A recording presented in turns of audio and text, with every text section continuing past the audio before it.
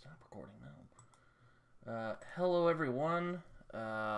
This is Britain, also known as Samoki Dude here. Second go at this. Alright, Raph, you can do the thing. Well, cheers. And today we're here to talk about surrealism and a fantasy world based on the work of Hieronymus Bosch. Let's do this. That's true. We're talking about something that is just like my heart. Hollow. Talking about Hollow today by Brian Yeah. Catling. This is our second go at this because I did record this and then OBS decided to just drop an egg and the audio got all messed up. So now we're back here. So I'm here with probably the only person I know who has read Hollow aside from me, at least on the booktube scale. Raph Blutaxt, how you doing, sir? How you doing, Raph? Doing all right. One quick mention. If there's a sort of weird noise coming from time to time, like every 5 or 6 seconds, a bit of a bit of a bloop and a clack, that's 30 liters of mead on the way to being mead. It's the fermentation thing, and you can't make alcohol without it, making bubbles. Wait, you make your own alcohol? I make my own mead, yes, sir. Oh wow, that's pretty cool. Because it's cold, I am making it in the one room that has a very steady temperature. That is obviously my room.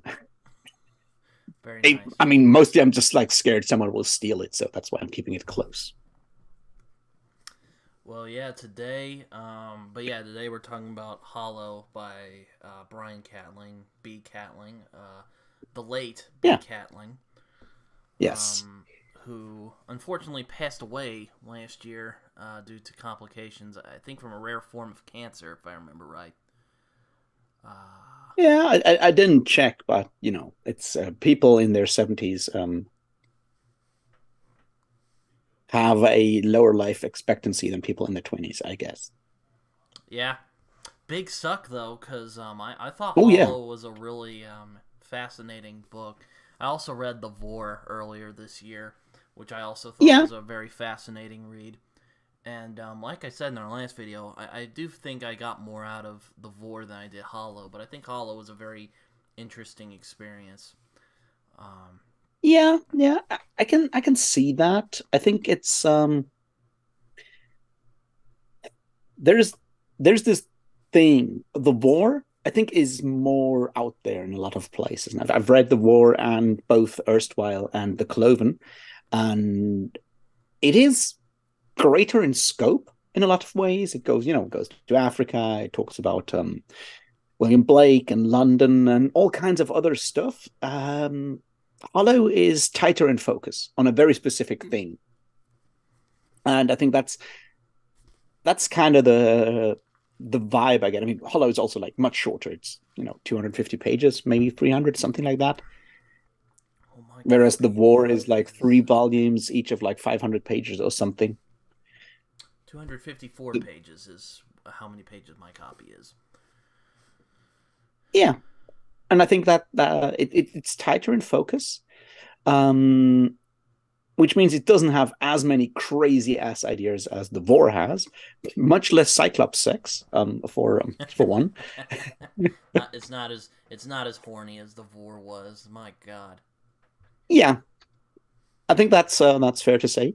Um, but if you're interested in that whole like Flemish Baroque and Peter Bruegel and Hieronymus Bosch and the kind of religious culture that led to the creation of their art, the religious and political background of the Netherlands and Belgium, well, the Low Countries at the time, and which were occupied by Spain at the time, and the intersection between the first, Protestantism becoming a thing in parts of Europe, and the Catholic Church clamping down real hard with that most unexpected of organizations, the Spanish Inquisition.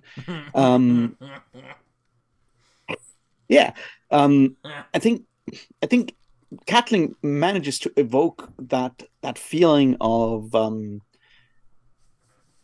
paranoia, religious fear, religious devotion, and living under that Spanish oppression. And he manages to encapsulate all of these things because Europe in the 1500s and 1600s is a crazy place. If you look there, you get like your peasant revolts, you get your 30 Years War, you get all the wars of the Spanish, of the Dutch and the different Belgian people rebelling against Spain. There's a lot going on that creates this very unique place where someone like Hieronymus Bosch can go and paint Hieronymus Bosch pictures, and someone like Pieter Bruegel can paint Pieter Bruegel pictures, which are quite out there compared to most art created, paintings created at the time.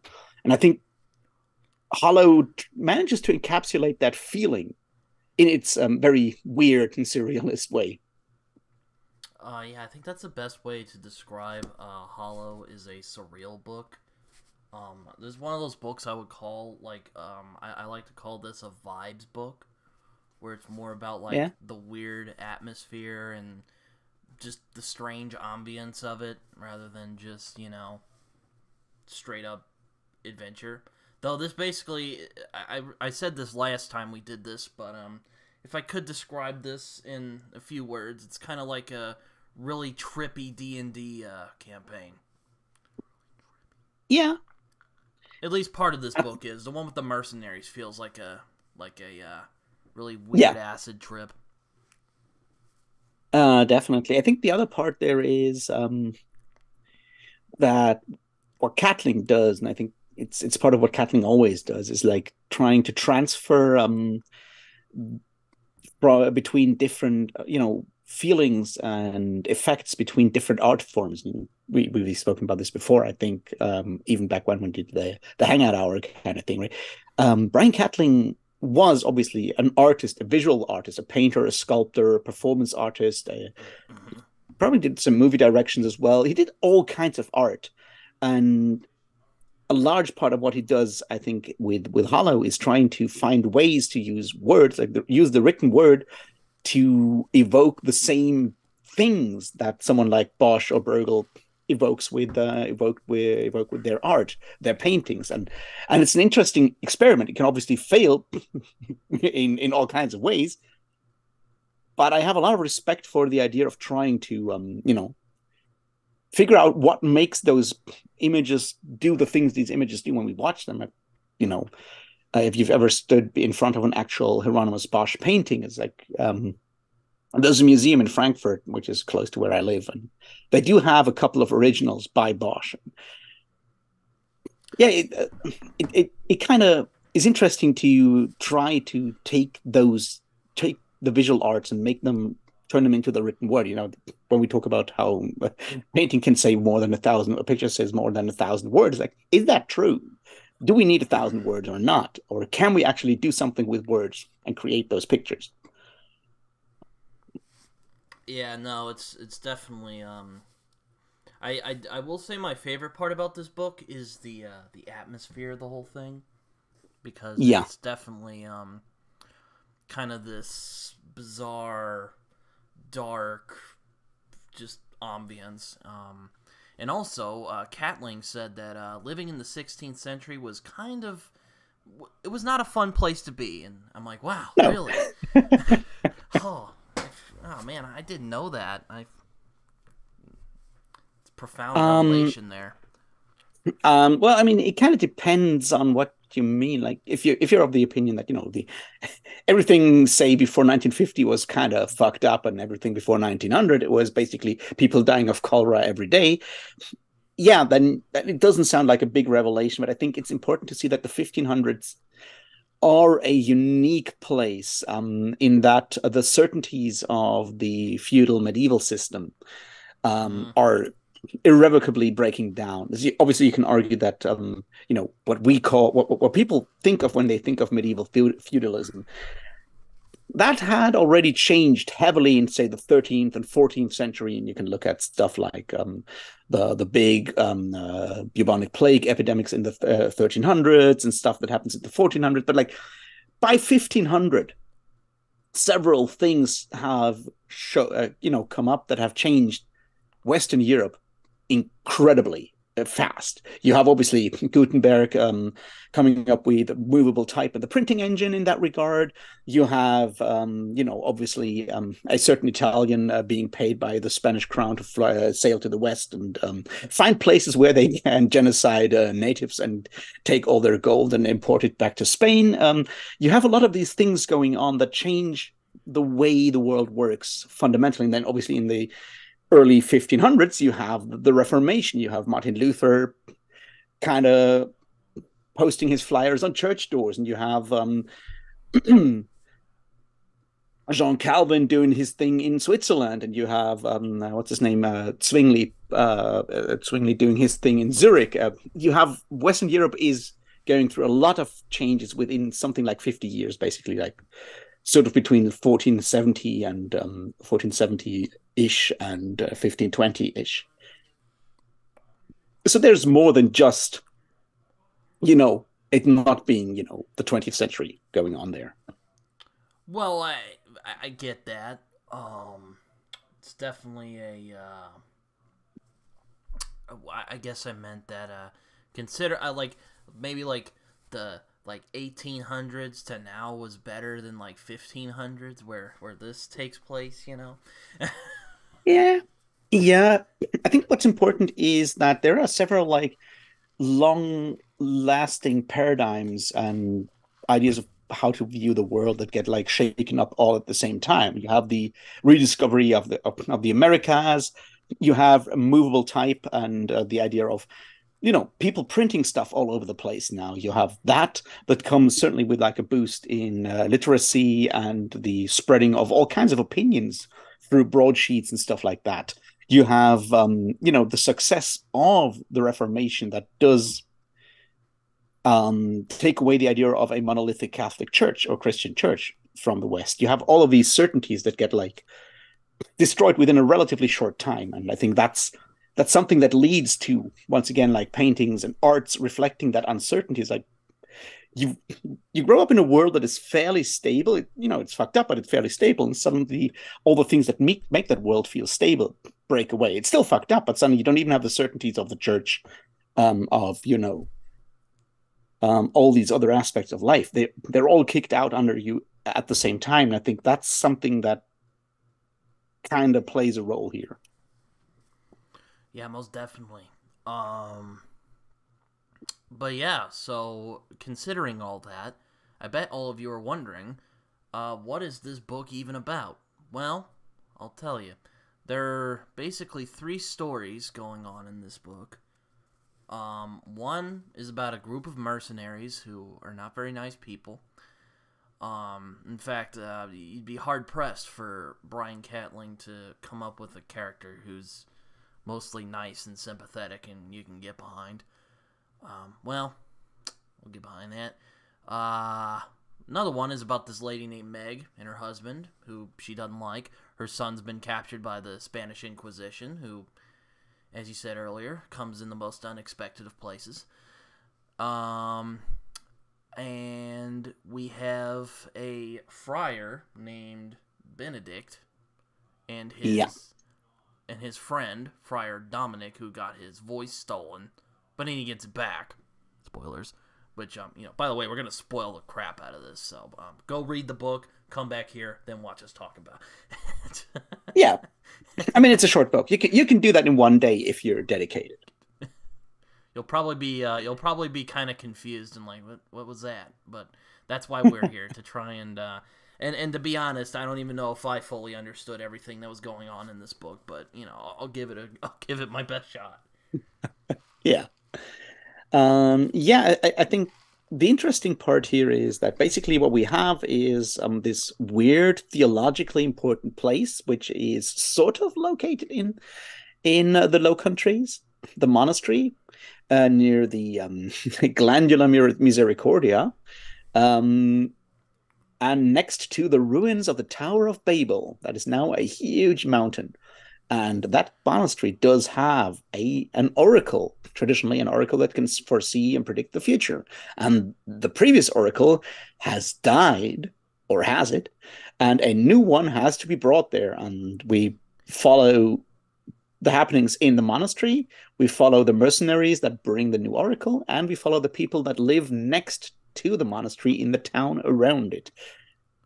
And that town around it and the monastery are overrun by weird creatures that look suspiciously like creatures from Hieronymus Bosch paintings, like demons and whatnot. And somehow all of this is maybe connected. And the question is how and why. And Friar Benedict is trying to find out because he doesn't believe in monsters. And then he meets them and he's like, oh shit, maybe something's to it. But did they always exist, or did they spring from the imaginations of a certain painter or two? Yes, if I remember, the Tower of Babel is called Das Kagel. Das Kagel, yeah. Das Kagel, sorry.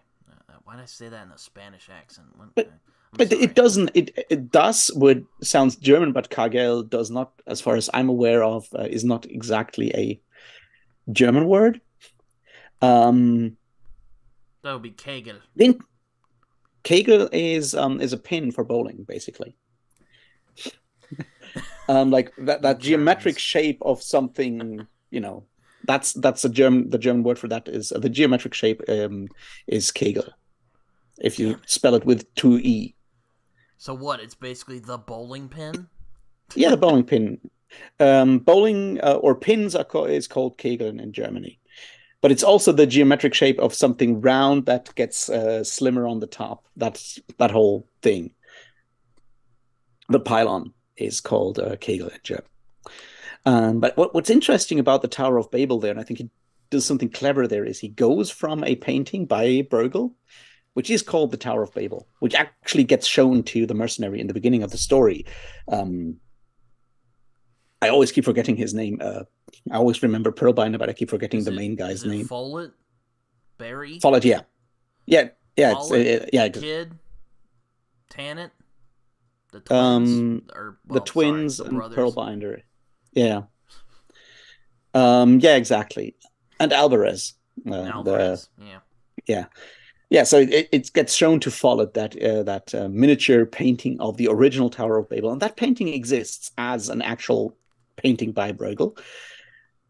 And then he kind of turns the Tower of Babel from that painting into the Library of Babel from the Borges story, which, and then says like, well, the whole thing kind of collapsed. And so you have this huge mountain that used to be the Tower of Babel, but it's basically hollow and it's filled with pulped books because it used to be the Library of Babel, which I found a really weird and fascinating concept too.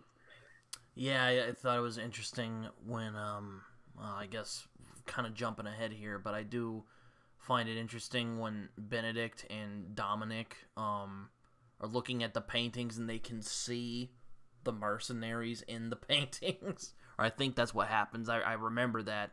They're like, what in bloody hell is that? And then they look and there's like, they see like little guys walking through. If I remember right.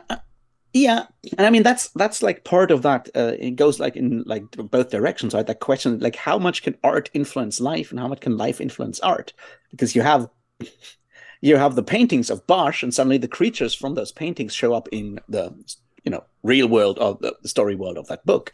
But you also have happenings in the real world. In this case, the mercenaries going down the mountain, and then they suddenly show up in the painting. Because would they have been in the painting like, I don't know, half a year before? Probably not. And that's, I think, sort of the point there, that art mirrors life and life mirrors art, because there's that relationship goes both ways, right? Yeah, most definitely.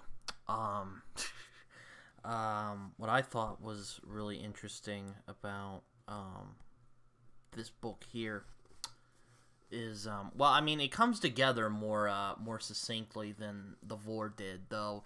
I'm sure that once I get to the other two books, it'll make more sense, because the Vor is the start of a trilogy, after all. But yeah, I liked how they all connected together, and it's interesting. I mean, there is... I know I mentioned this last time, and we kind of talked about it, but I guess the one issue I have is that Catling still kind of has the habit of telling you rather than showing you, though he does show at the same time. It's kind of weird. I don't know how to describe Catling style, Brian Catling style. It's surreal. Be the first word. Yeah. Yeah. I don't know. Um, yeah, I think that's sort of part of like how this is a novel about paintings, about visual art, and how it kind of tries to make these things kind of become something more than either one. Because you definitely have a different experience when you read this book if you've looked at some of the paintings that he talks about, the Dull Regret painting by Bruegel, and obviously the two Hieronymus Bosch paintings mentioned explicitly in the text, plus the Tower of Babel painting. If you have seen those paintings, the book speaks to you even without explicitly mentioning the paintings, as in the case of, say, the Dull Regret story with Meg Verstraat, the character. Right? He takes that legend, because the painting is also about a local Belgian legend, or Dutch legends. I keep confusing those two countries because they're both small and insignificant and full of cyclists. Just offending all the Belgians and the Danish people. The Dutch. So here's the thing: the Netherlands is where all the weed is grown for Europe, and Belgium is where all the chemical drugs are made for Europe, and then they're all exported to the other countries. Just throwing shade at all the countries. I see. This must have been interesting for you because you're German. Yeah. This also had like a really surreal Brothers Grimm vibe to it, especially with the mercenary part, I thought. Yeah, a bit. What it does have a lot of is is a Simplicissimus vibe. So there's a novel called The Adventures of Simplicius Simplicissimus, which is Latin for a very simple person indeed. And they're a 1600s novel by a German writer about a kid. There's a bit of like a Don Quixote aspect to it. There's a bit of like this picaresque story, and it's about this kid that kind of joins different armies during the 30 Years' War and is a soldier during the 30 Years' War. It is a mercenary, basically, in a lot of ways. And it was written at the time by an author who kind of lived through all of that stuff. So it's a very interesting historical document. And that character gets up to some really bad shit. If you want to find out how bad warfare in the 17th century was, I highly recommend that book. And part of what the mercenaries do, and that whole stuff kind of reminded me of that. And I'm pretty sure that Catling is aware of the Simplicissimus book, because it is sort of like a classic of German literature in that regard. Yeah, I was, in the mercenary part, I was particularly reminded, and I basically said, have a drinking game every time we mention this, but I was reminded of Cormac McCarthy, especially Blood Meridian. The gang in the mercenaries in this, I think, would fit rather well with the Glanton gang. They're all a bunch of psychopathic maniacs. Well, most of them. Pearlbinder seems like an alright guy, even when he's not a ruthless murderer.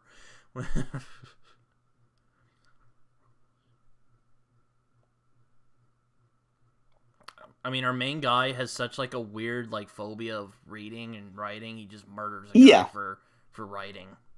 So that's all you need to know about these guys. Yeah, but that's the point. Would you say Follett is more like Glanton, or would you say Follett is more the judge, or is Pearlbinder the judge? I'd say Follett is more like Glanton.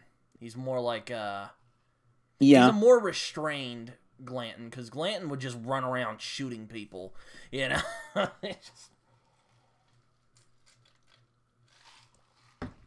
That's true. Follett can be a little more diplomatic when he wants to be. He's just, yeah. Pearlbinder, I would say Pearlbinder is more judgy, except he's not evil. He's not as evil. Yeah, exactly. Although he does strip naked when he makes his confession to the Picts.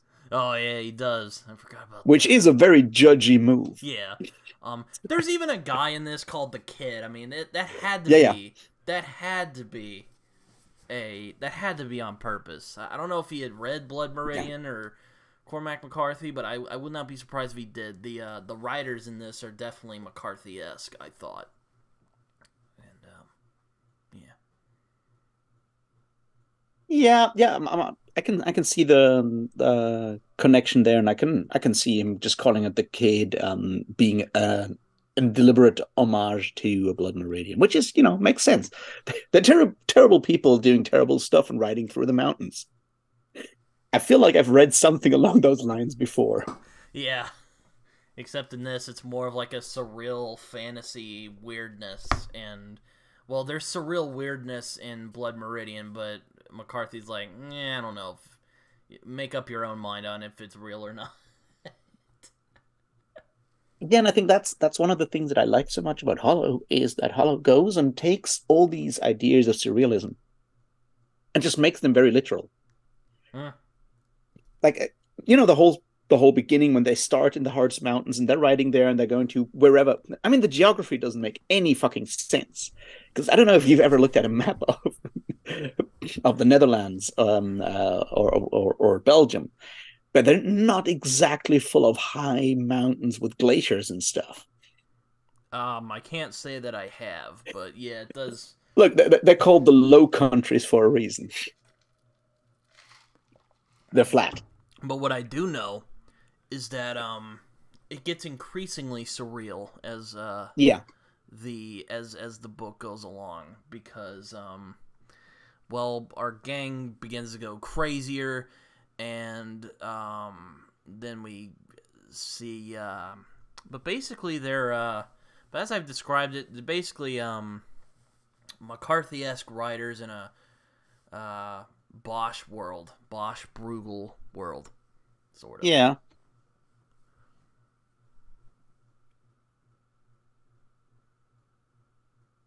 Yeah, I think that's sort of like what I found interesting is the way it kind of shifts with the mercenaries, which start out in this fairly reasonable 16th century Europe. And then they cross the river, which is sort of when the whole thing becomes surreal. And then they enter the mountain and they exit the mountain. And then they're in a very, like, basically in another world where suddenly art is basically real, and the real is the surreal. And they end up in that weird war place with the war between the living and the dead and all of that crazy stuff, right? So there is that and I think that river crossing is very much important for that when they meet the dog-headed man, Saint Christopher. Yes, I'll admit that's my favorite part, when they meet the giant and he's like, "Oh, I'll carry your guy over," and it's like, "Well, I'll carry you guys over," and they're like, "Oh, cool." I do like how down they are with the whole weirdness. They're like, "Yeah, okay."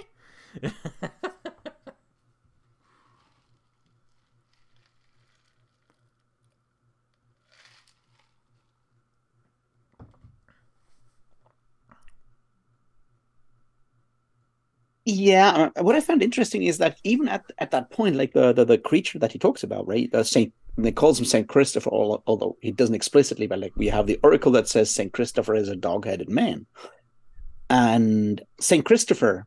One of the legends of Saint Christopher, if you're looking into Catholic legends and saint legends, is that Saint Christopher meets Jesus, because Christopher is this guy that carries people across a river. That's his job. It's huge and strong, and he carries people over the river for a fee. And then this this person comes by, and Christopher goes like, well, he tries to carry him over, and then he gets like heavier and heavier and heavier, and turns out that he's basically carrying Jesus and the weight of the world over. And so that's how Saint Christopher discovers Jesus and gets turned towards the light. That's this river crossing story. So having this dog-headed giant carry Pearlbinder and gang over the river, Fullerton gang, I should say, over the river, reenacts that specific saint story, a saint's tale, basically. So he's like a Christian Atlas, huh?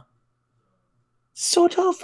I have never looked too deeply into the Saint Christopher mythology, but the whole like it becoming heavier and heavier does definitely echo Atlas, or possibly Heracles, who takes over for Atlas for a moment there. You know what I mean?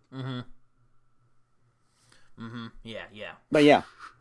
So it definitely does echo that previous legend, which once again, is very much how stories are made. Mm-hmm. They end up crossing into a mountain. Pearlbinder is forced to part with his horse, which makes him very sad because he really likes his horse. And then they end up going into, well, like you say, a fantasy world. Narnia as imagined by Bosch and Bruegel. Yeah. Yeah, and it's a weird place. But I think like what I really appreciate is the whole thing gearing up towards the carnival, because what you have in those situations is a country that is leans towards Protestantism and all kinds of stuff, and is under Spanish and inquisitorial oppression, and they are allowed to do the whole like carnival thing and have like that Lord of Misrule kind of Saturnalia once per year when they all the repressed stuff gets let out in, well, basically a drunken orgy. Yeah. Yeah, I remember you mentioned that there is a revolution in the Meg part, so yeah. Yeah. But with our mercenaries, basically they have to confess their sins to the Oracle, who says at the beginning of the book that Saint Christopher is a dog-headed man. They basically do this thing called the steeping, where they confess their most heinous sins to the lady. And there's some really creepy scenes where in italics they basically describe in detail all of the horrible shit that they've done. Yeah. We should add that when they do that, they have this box which is called the pigs. We should talk about like how great the name the pigs is there in a bit, which is full of human bones, and they tell their sins to those human bones. So the sins are seeping into the bones, and then they feed the marrow from those human bones to the oracle. It's gross. Yeah, it's weird.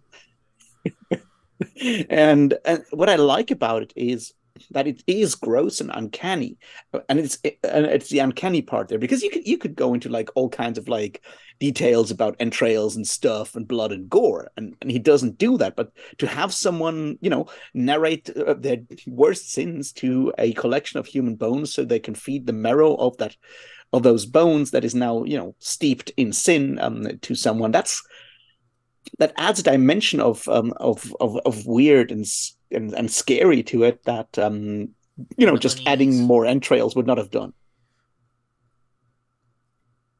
And I really appreciate that. All I said was "and unease" because you're really definitely unease there. You're definitely kind of creeped out by the whole thing. Yeah, what I like about calling that kind of box the pigs, however, is interesting, because the pigs had like a very specific meaning in English politics. It's where whenever a new money was minted, one specimen of that new minted money was put into the pigs, which was a box kept at the mint, to have a specimen of the original minting, so they could compare it to potentially forged money. And the collection of all the minted money made during one specific king's reign or whatever, the box that contained those specimens of new minted money was called the pigs. I also think it's interesting that basically for the mission he had to find the most heinous people he possibly could. Yeah. For the mission, so that they could keep the creepy hag, oracle, whatever the hell it is, fed. Yeah, I think what's interesting about it is also the fact that this is an oracle that can predict the future of humanity. And to be able to do that, you have to feed it on all the worst sins of humanity. It's like, what's that say about our future? If in order to predict it, you've got to know the worst shit we've done so far. Yeah, no, it was kind of like it's almost like Catling is calling into question providence. Like, what if that's not a good thing? You know? Yeah, I doubt he's a fan of Providence. Maybe the one in Rhode Island, but not even that one, I'm sure.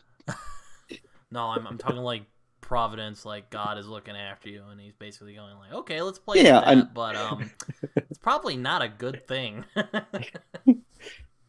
yeah, and I think that's sort of like the other side there, right? Because when we look at the monastery that they're all based at, right, with the gland where all the worst shit in the universe kind of happens, and as long as it kind of happens, you need that place as a reminder to explain like how bad shit in the world is still not as bad because the real suffering happens there on that one in that one spot.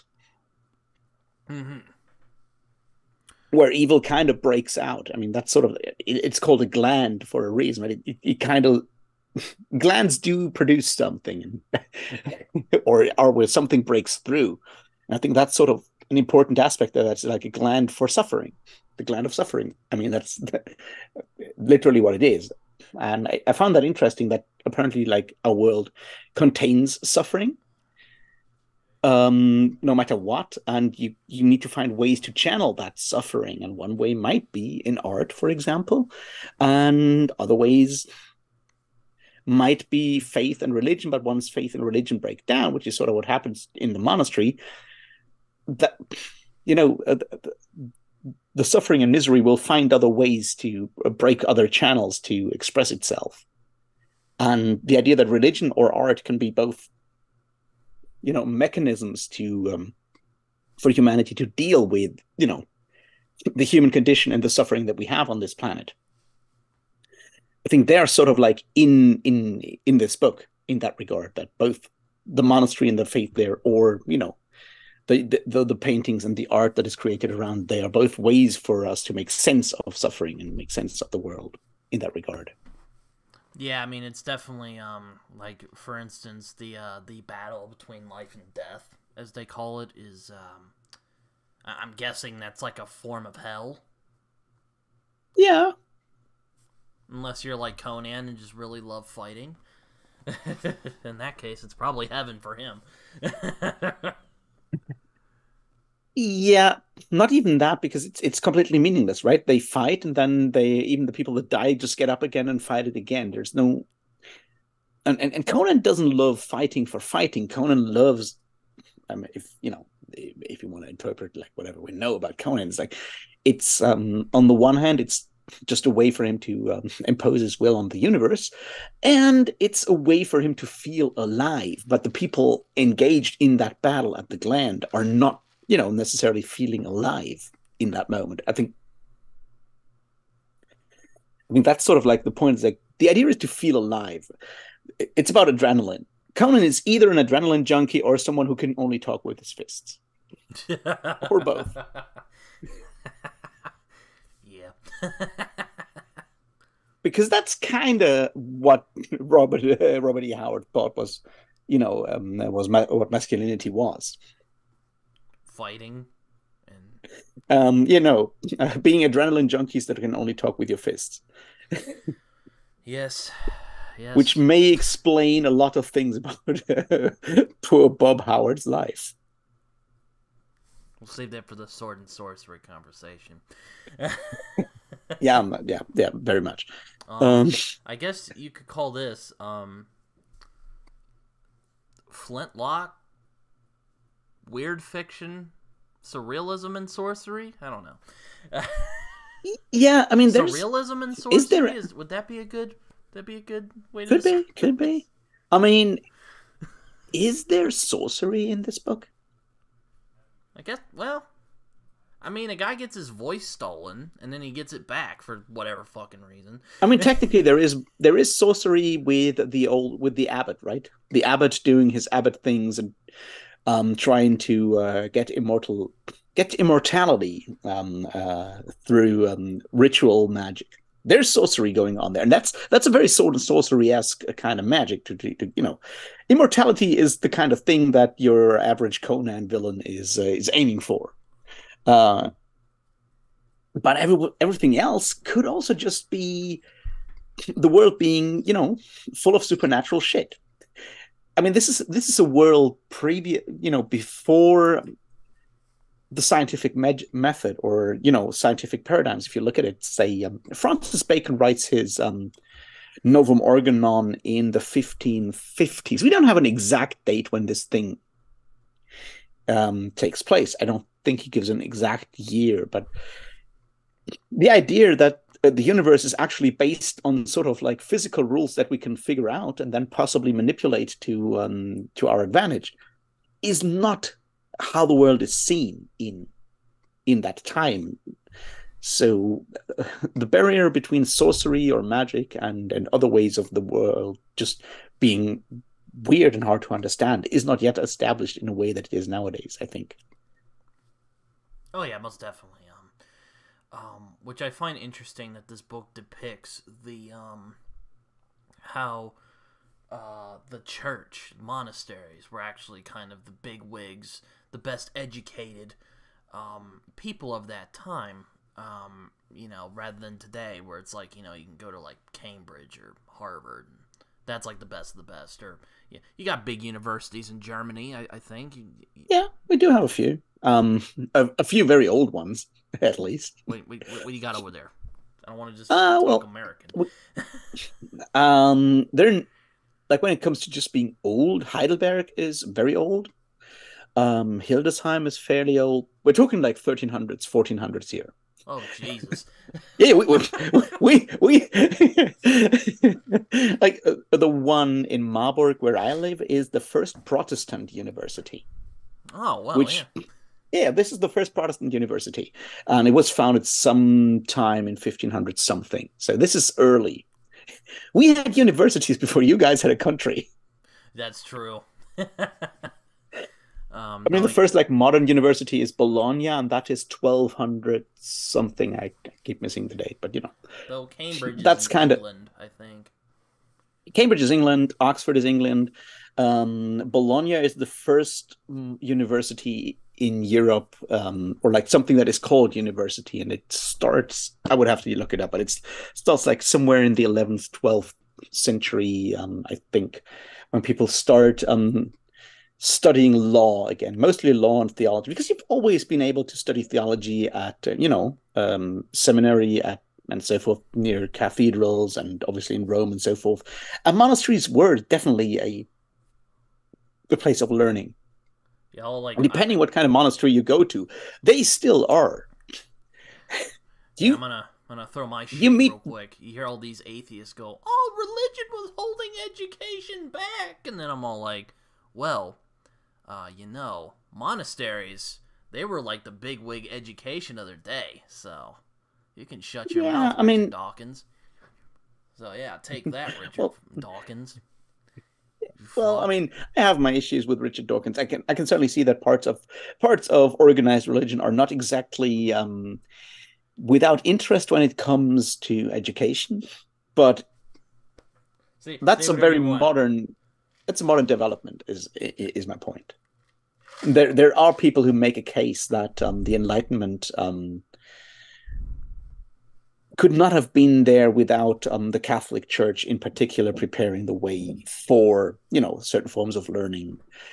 I'm not sure I would agree with all of these arguments, but someone like Charles Taylor, who's a Canadian philosopher of quite some standing, he's definitely one of the big guys at the moment, wrote several books on that, and it's certainly his thesis that the Enlightenment was very much prepared by changes in the Catholic Church and its approach to learning and so forth.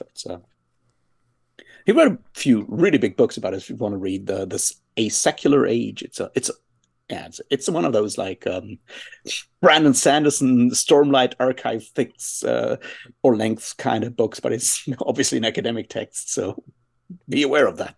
Oh yeah, that's probably very sexy to the Sanderson readers. An academic text called The Secular Age. Well, I've read it for reasons, but we're very much getting sidetracked here.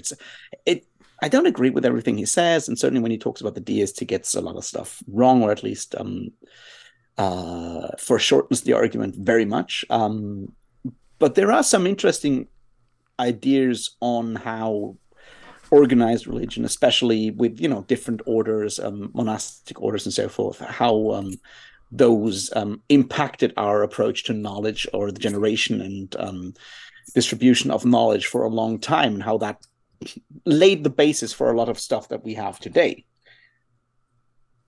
And I mean, even when you go back to say the 13th century, basically all the popes we have from like the 1100s through the 1200s, they all get a law degree from Bologna or one of the other universities.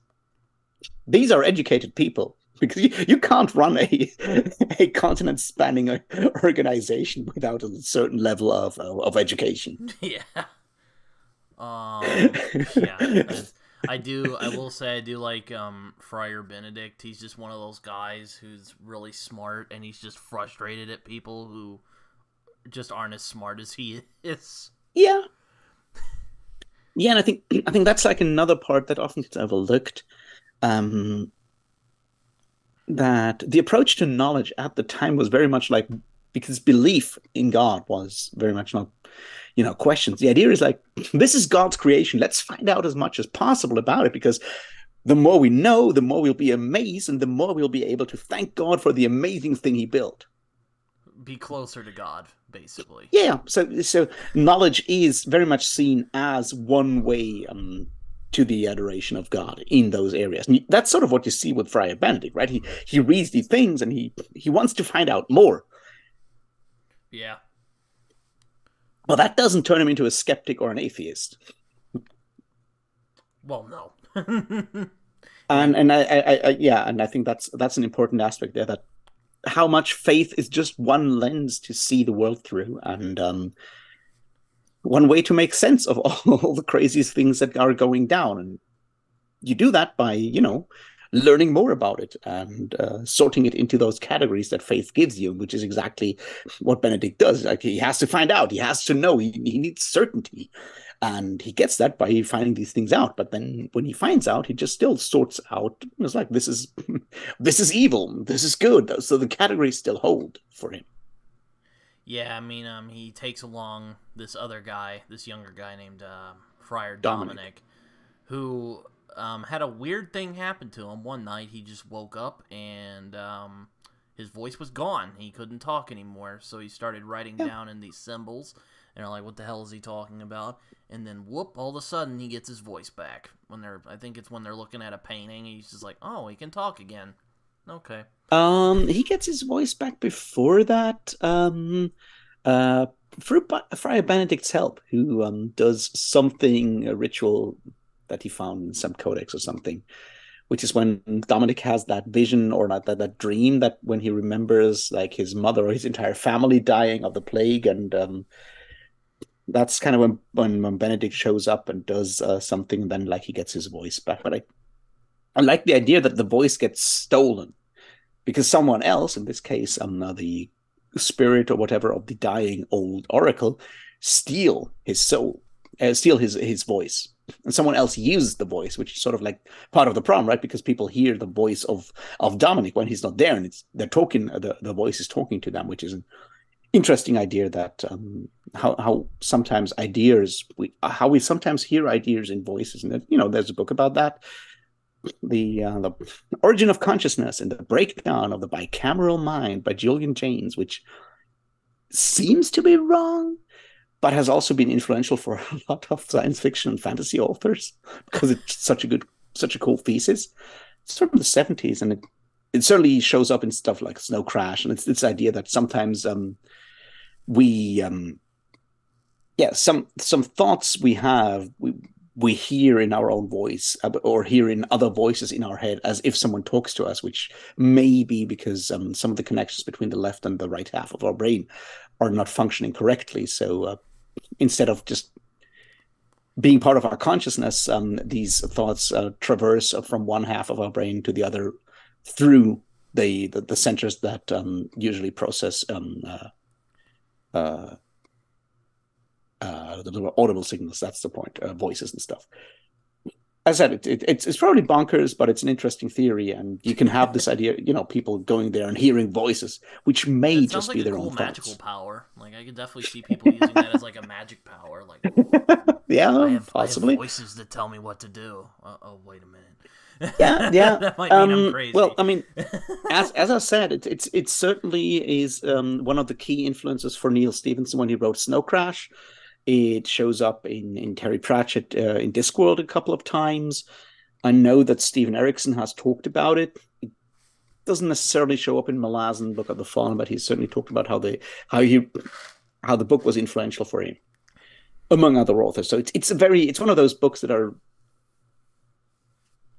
you can't can't read that and not have ideas for your role playing game setting or fantasy novel because it's such a good idea. Yeah, no, it's one of my favorite oh, I was gonna mention something. But yeah, I do like how the magic in this is just kind of whatever. It's fantasy. You can do whatever you want. Like he just gets his voice back, and they're like, "Oh, okay," and then they just move on. You're like, "What?" I could see that alienating some more mainstream, casual fantasy readers. Yeah, but that's the other point. Like the magic or the supernatural things happening in Hollow are things that are very consistent with ideas of how magic could have worked. When you look at like 13th, 14th, 15th century tracts on alchemy and other forms of magic at the time, you look at these sources like, yeah, that's how people thought the world works. So it's very realistic magic in that sense. But you don't lay out the rules which metal to swallow if you want to fly and stuff like that. Mm-hmm. Yeah.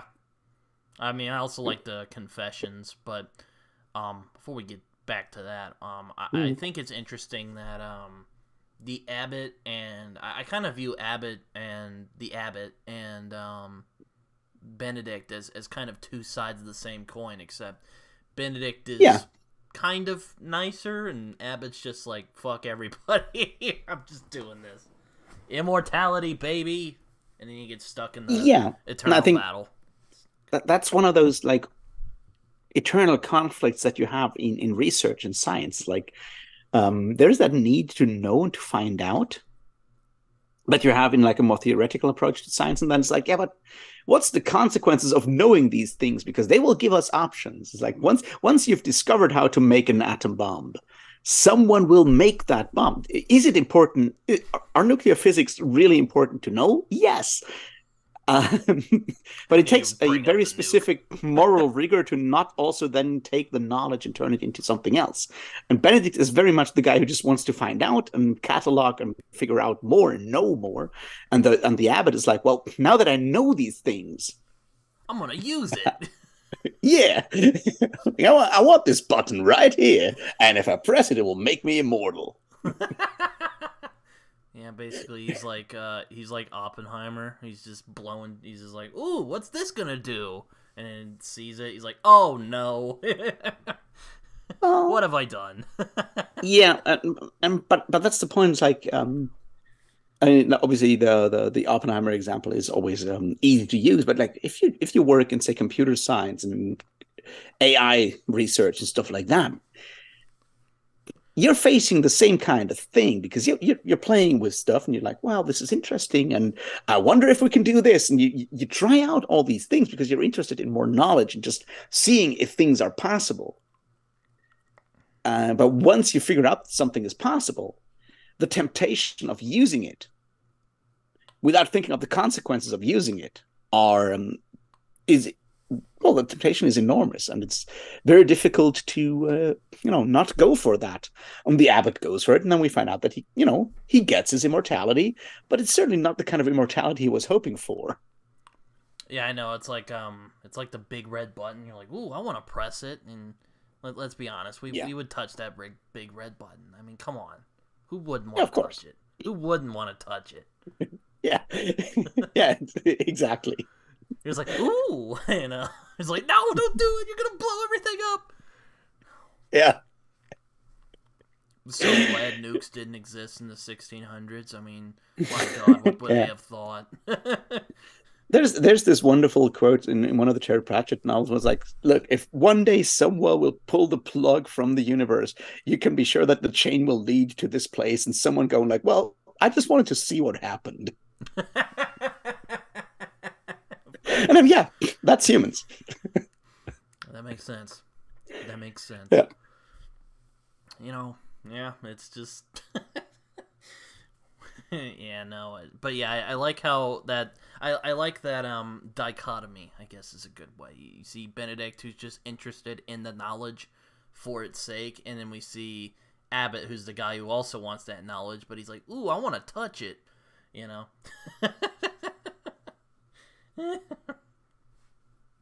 Well, that's like the other part, right? The abbot does that because he wants to become pope at some point. He wants to be immortal and he wants to rise in the hierarchy. And I think that's the dark side of this is that once you've built a hierarchical power structure, as the church is at that point, you create people who you create incentives to use the knowledge and all kinds of things to accrue more power in that power structure. And it's sort of like what you build in once you create these structures. And obviously Benedict is the kind of guy who doesn't want to go any further, and there might be all kinds of reasons why at this point in his life he doesn't decide to become more, but it's sort of that the temptation to use knowledge for personal gain is something that is built into power structures, and obviously the church is a power structure. Mm-hmm. Yeah, I mean, he definitely yeah, I mean, I'd say that the abbot sort of pays the price for it because he's stuck in the if I remember at the beginning of the book, I don't know if it's just some weird timey-wimey stuff, to quote Doctor Who, or if somehow the abbot managed to find a way to go into the life-death battle. But, like, Dominic later says, I saw the abbot! And Benedict's like, what? That's preposterous! Something like that. Do you remember that part? Yeah.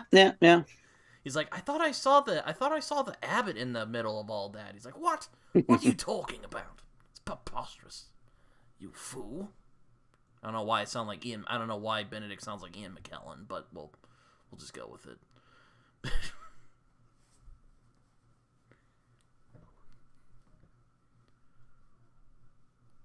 Fly at you fools. Sorry. Okay.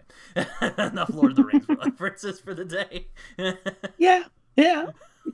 But I think that's the other side of that is that he wants to be immortal. Immortality, or to live forever, means you've got to start at the beginning and you have to live all the way to the end. So once he achieves that level of immortality, he's always been in the Gland. Well, know what I mean? Immortality's overrated. I think that's the moral of the story.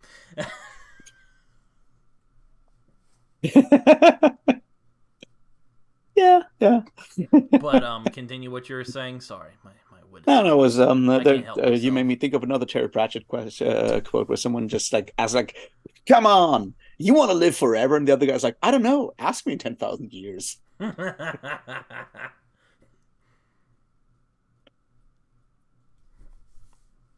my witticisms. I can't help myself. But yeah, I do like that conflict between the sort of the guy who just wants the knowledge for its sake and the guy who wants to use that knowledge for his own nefarious deals, plans, whatever you want to call it.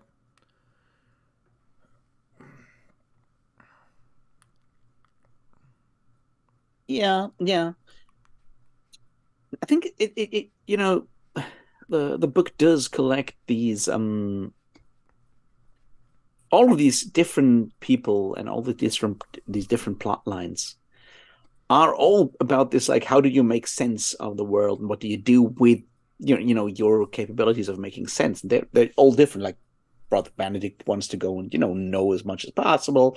The abbot wants to live forever. The mercenaries Probably just want to kill and earn a lot of money. They're kind of facing what they've done, I would say.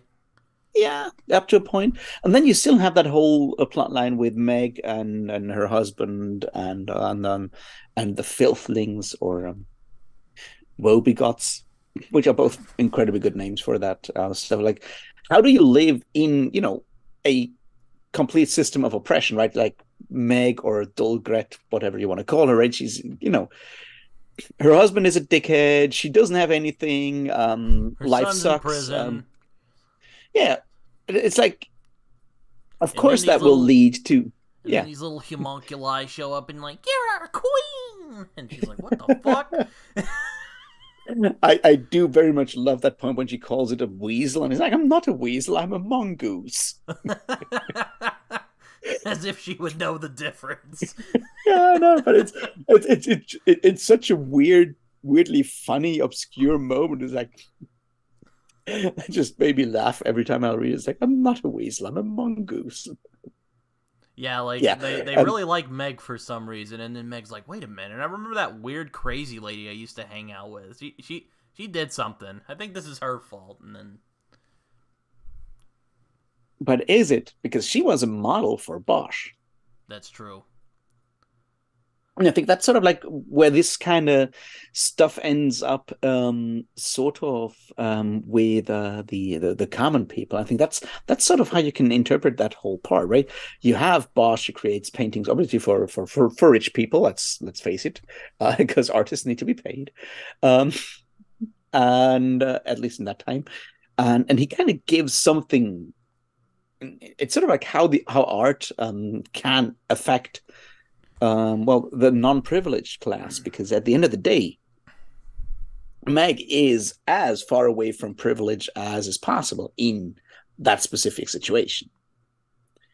And still she kind of profits from the art, because the creatures that Bosch paints, they help her out. Yeah, they're basically like, our queen! And she's like, what? Something like that. He kind of plays with a chosen one-y type of thing, I guess, sort of. Not really, but it's yeah. I really liked the description when we first meet her. She's like, well, she was kind of ugly, but she just kind of went with it. I know that's not really the line, but that's basically the gist of what he's saying.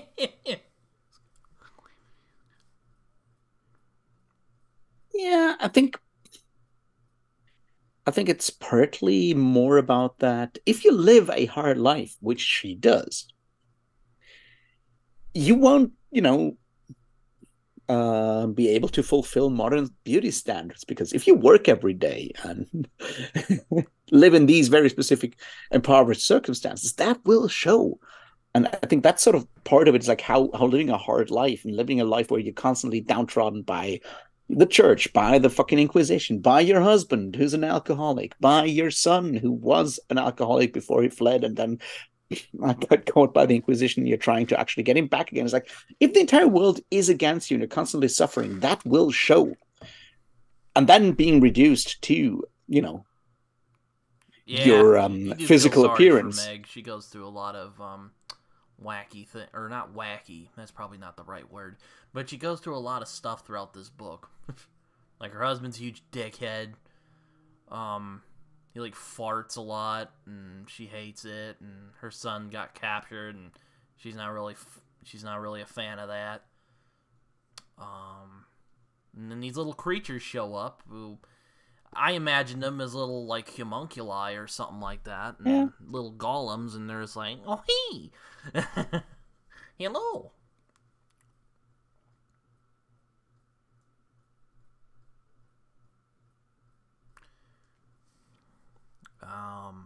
Then she starts a revolution of sorts. Murders Alvarez, which I forgot about in our last chat, but she murders Alvarez at the end. Yeah, she do. I think there's an important aspect there that kind of often gets overlooked when it comes to revolutions, or maybe not revolutions in the more political sense, but when it comes to uprisings, usually the reason is something very, very mundane. It's the pressure being built up by oppression for a long, long time. And then one person just stands up and says, like, nah, fuck this.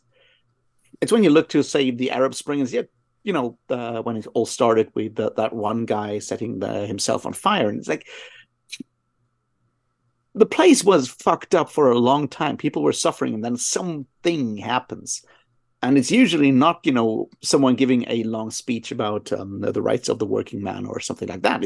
It's something very personal, familiar, and that leads to that dynamic that then ends up with a bunch of angry folks waving torches, pitchforks in front of a fortress, and possibly actually getting what they want. One of the, yeah, I like how I like the irony there where she kills Alvarez thinking he's a Spanish Inquisition guy when he fucking hates the Spanish Inquisition. Yeah, like he kills the Inquisitor to get the fucking helmet, and then she kills him because she thinks he's and that, I think, is sort of the other part in there, is that whole level of futility of there's a level of the absurd in there. It's like, everyone has a bad ending because life's just bad and absurd, and there's nothing you can do about it at the end of the day. It's like Alvarez gets out and is like, yeah, fuck this shit. I'll stop with the whole mercenary thing. I'll just like get drunk. And he ends up dead anyway. And like Pearlbinder and Follett kill each other, and like everyone ends up dead because it's all one huge cosmic joke. Yeah, I like how Follett is just like, you know what, I'm gonna kill this hag. I'm done with this shit. And Pearlbinder's like, no, we had an agreement, and then they kill each other. Yeah, but then they're both dead and wandering off together, which I found interesting. Yeah. Yeah, it's interesting, and they even meet Pearlbinder's horse again, which I really liked. Yeah, you said it was very McCarthy-esque in our last. That scene when they meet the undead horse is incredibly McCarthy. Although it was not one of the pretty horses. I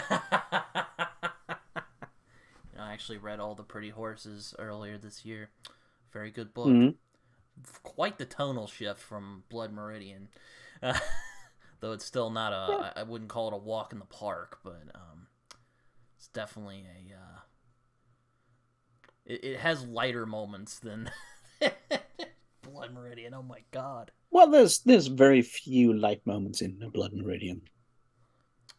Yes. Going back to but speaking of Blood Meridian, going back to the mercenaries, like I said before, very Glanton-esque, and there's even one guy called the Kid, which that has to be some sort of hat tip to McCarthy there. Yeah, definitely. And I do like how this guy just annoys the shit out of all of them. They're finally like, fuck this, and they kill him. Yeah, that part is like interesting. It's like how, and he is annoying, and he's like obviously very insecure, and he annoys everyone with his insecurity, and then they just like kill him because he went too far. Yeah, he just wouldn't shut up. Like he tries to make like jokes to integrate himself with the guys, and they're just like, what the fuck are you going on about? I think what's interesting about that part, like how brutal it is like you hang out with a bunch of people, and there's sometimes people that like press a joke too far, and then suddenly something escalates, and you're like, oh fuck, this went too far. And you have that moment here. But the moment here when things go too far is that he basically just like slams a fucking axe in the kid's head. And the kid is still alive, and they're like, well, yeah, fuck it, let's get rid of him and just like throw him off a cliff. And I'm like, they don't have that moment when they realize they've gone too far. They're just like, okay, well, that's that. Let's move on. And I think that's sort of that moment that really shows like the loss of humanity there, because the human reaction would be to go like, oh shit, we've gone too far. Let's try to fix this. It's like, no, there's no way to fixing this. Yeah, I mean, you brought up earlier that people looking for purpose, and I remember you mentioned in one of our previous chats about how McCarthy likes to explore that loss of purpose and how people would Yeah, react to it. I see that a little bit in Hollow as well, especially with the mercenaries, yeah. because they're kind of just unmoored. They're just going from job to job. They don't really have a purpose, really. Well, I wouldn't say they did. I mean, they have a purpose to bring the Oracle to the church, but aside from that, they're not really. They're basically just a bunch of psychotics running around. Yeah, bringing and that's kind of the point, right? Like bringing the oracle to the church is just one step. It's just a job. It's not like they don't do that because they believe in the oracle or the church. They're just like, well, we got paid to doing this, so we're doing this, and then we'll do something else after that, and be drunken mercenaries somewhere in Europe.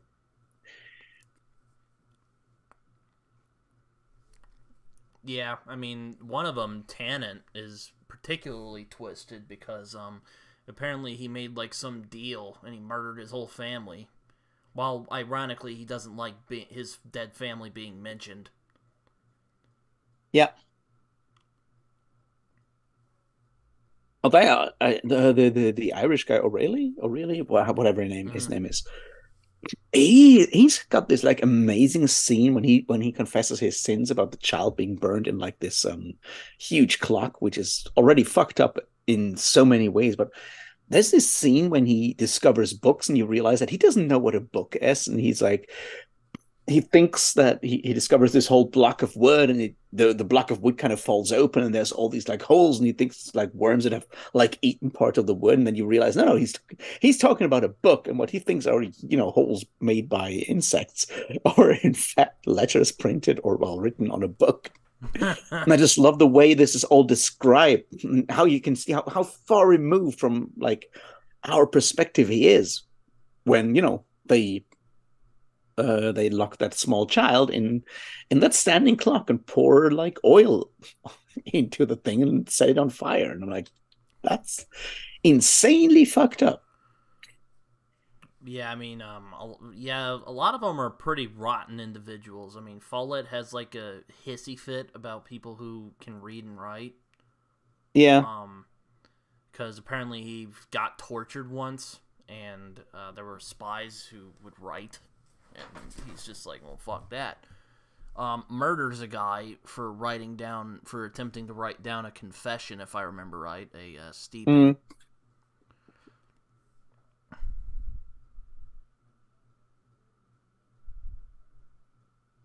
And I mean, that's at the beginning of the book. yeah. Yeah. It starts with him being, murdered for writing down stuff. He's like, no, no, no. No murder, murder and being a psychopath's fine, but no writing in this group. Yeah, because, he got convicted for something written down before.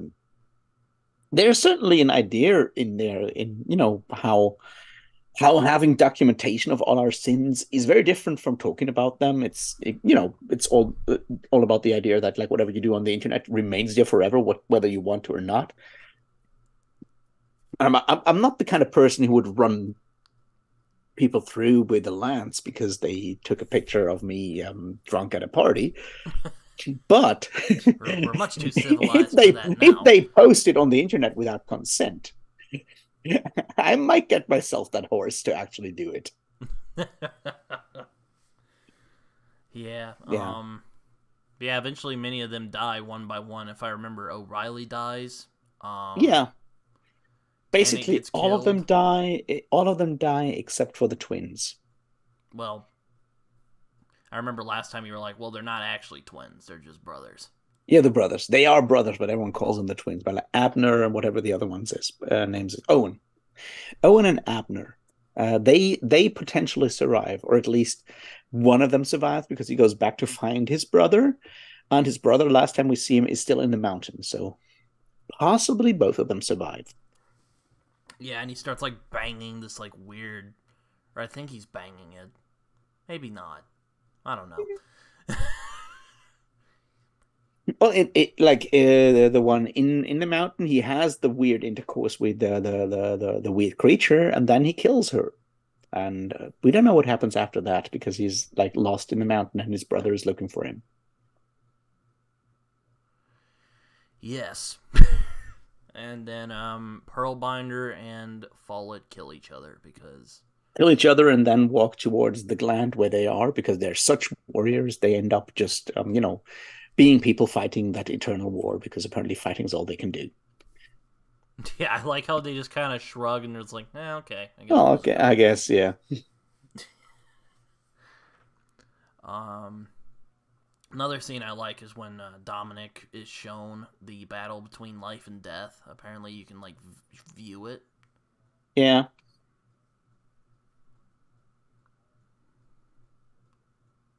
There's also the hung corpses on the tree, but that's a little later on. The hung corpses in the trees. Yeah, that's once again that's a painting by Hieronymus Bosch. Which That's one? just something he painted. Which one? Oh, it's one that's actually mentioned explicitly in the book. I just keep forgetting the name. But yeah, it's not the Garden of Earthly Delights. It's another Bosch painting.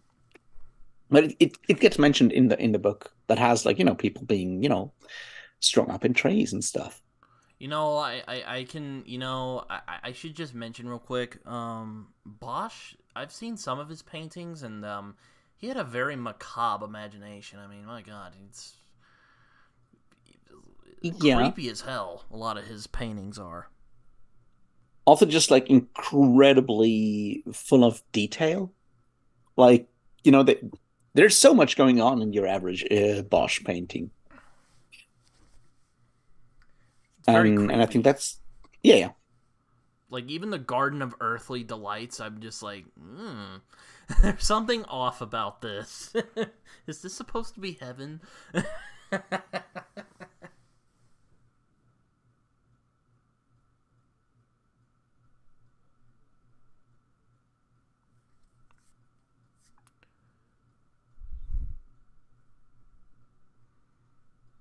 Yeah.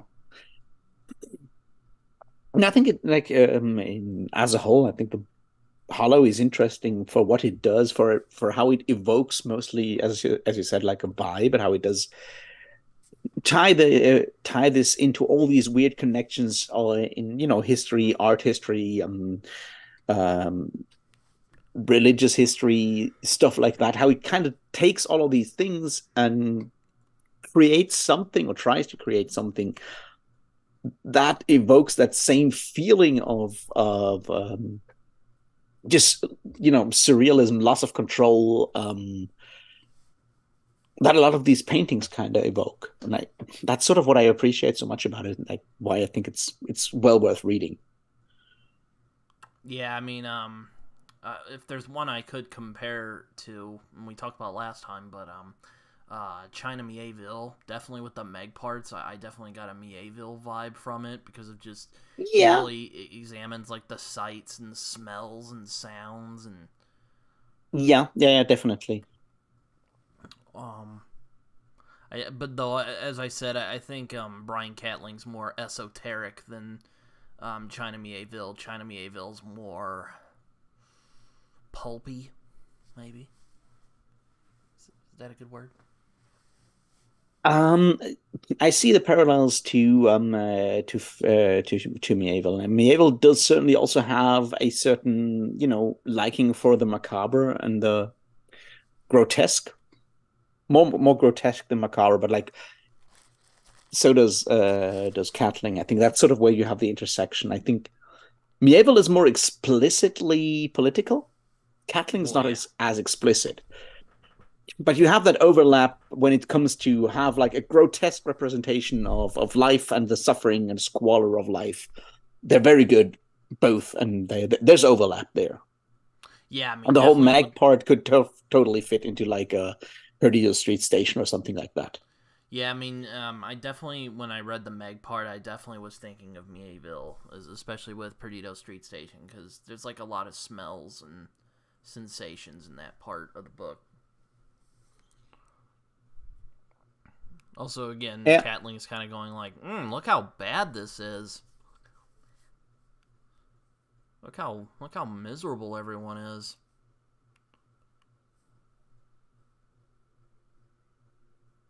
Well, yeah, people were pretty miserable in that time. Yeah, it's probably why they were, going for God and all that. Or whatever you want to call it. I don't know. Also, speaking of that, Catling is really fascinated by biblical lore. I mean, you see it in Yeah. the Vor. There's people who think the Vor is like the Garden of Eden, and Yeah, and you have the whole angel connections with that's more in the second book, right? There's angel connections with William Blake happening in book two of the War, I think. But yeah, I haven't there's read it certainly yet. connections. Biblical lore makes for fascinating stuff because you can just go and take biblical stuff and take it literally, and man, this shit gets creepy if you read it literally. Mm-hmm. Yeah, I mean, Catling really, he really makes the biblical lore very macabre, and there's like this dark Baroque energy in this novel. It's kind of hard to explain. Yeah, I mean, Be right I don't back know real when's quick. the last time you read like the Old Testament, but there's some really weird macabre stuff happening in just if you just read what's in those books. Be right back real quick. Thank God we live in the first world. Anyway, I'm back. Yeah.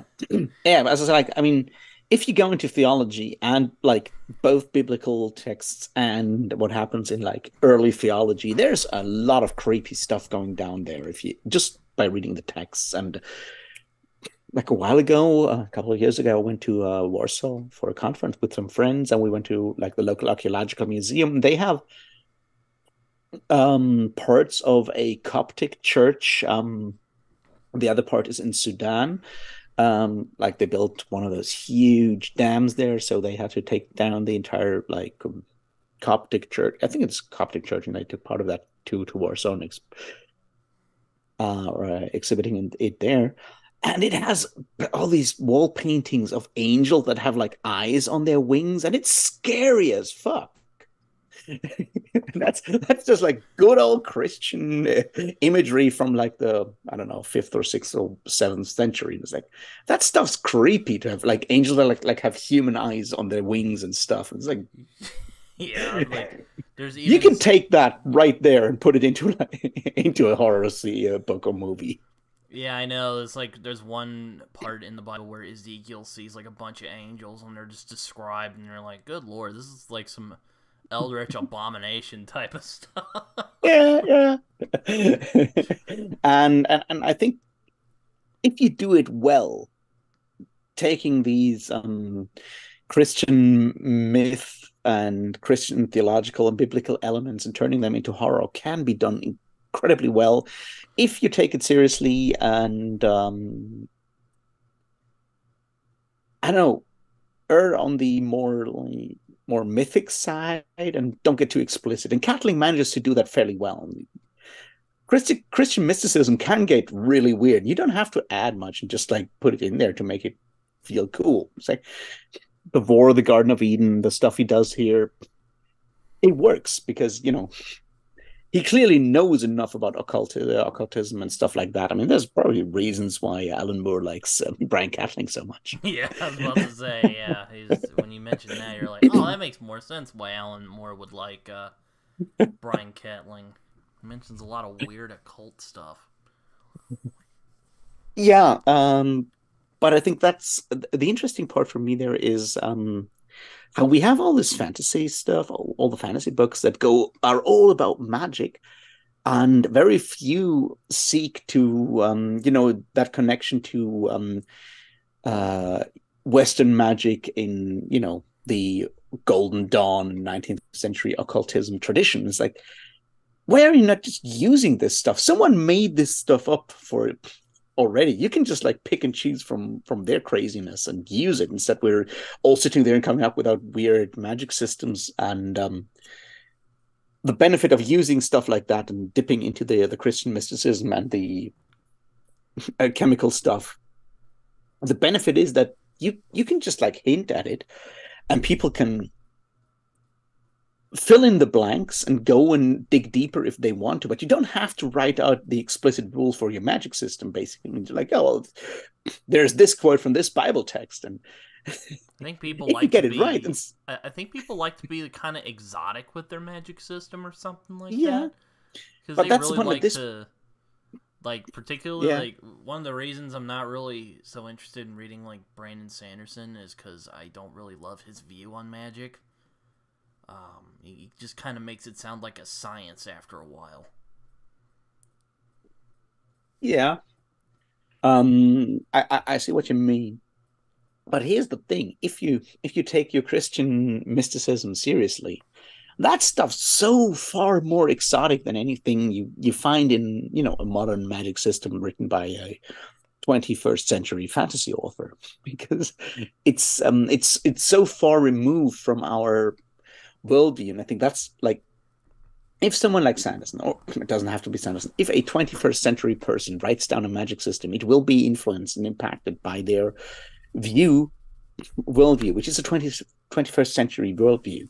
But if you take the beliefs about magic from someone who wrote that stuff down in, say, the 6th or 7th or 8th century BCE, or even like the 15th or 16th, their worldview is so fundamentally different from ours that it feels exotic just by, virtue of being 500 years old. Mm-hmm. You can go and read something like Joachim of Fiore, who predicted, the ending of the world and made all these comparisons between the Old and New Testament and predictions. That stuff's fascinating. It's full of crazy numbers and weirdness, and it only works because it's written by someone in like the 11th century. I think it's 11th. I'm getting the numbers wrong with Joachim of Fiore, but I think it's 11th century. It might have been 12th. Well, somewhere around that time. Well, since we're talking about this, and well, we know of another professor who wrote a fantasy series. I have to ask you. Yeah. Raph, because this is just something I've thought of for the funsies. Tolkien, a devoted Catholic. What do you think Tolkien would make of Brian Catling's weird, surreal little worlds? I think he'd probably hate it a lot. You think he would? You think he would? You think he would hate read it? Like he apparently hate watched Snow White and the Seven Dwarfs with C.S. Lewis, and just hated Disney. I think there's different reasons why he would dislike. Say, Tolkien definitely disliked like the infantilizing of mythology and legends, and I assume that's kind of why he hate watched Snow White and the Seven Dwarfs. Because say what you want, Tolkien did not infantilize anyone with his magic or his fantasy stories. Not even with his children's stories. They're like not taking. So I'm guessing you would find Moorcock's epic poo a bit ironic. No, I very much agree with Moorcock in most of his takes on in Epic Pooh.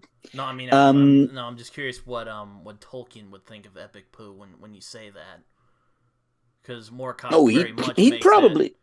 Because Moorcock very much makes that argument. That's what Tolkien's doing. Yes, I know. I think the issue there is that they have different definitions of the word infantilizing. I obviously, I'm pretty sure that Tolkien would not be happy with epic poo. I think we can take that as read. But Tolkien does not necessarily treat his readers as children. He may use these terms. He may use, phrases, especially when he talks about hobbits, that are sort of like demeaning in a lot of ways. And there's a level of irony when he writes about the hobbits, especially in the beginning of Lord of the Rings, that you can read as elitist or arrogant and stuff like that.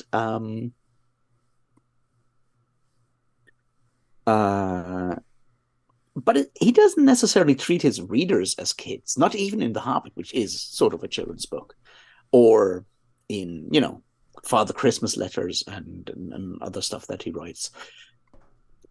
I think the ideas.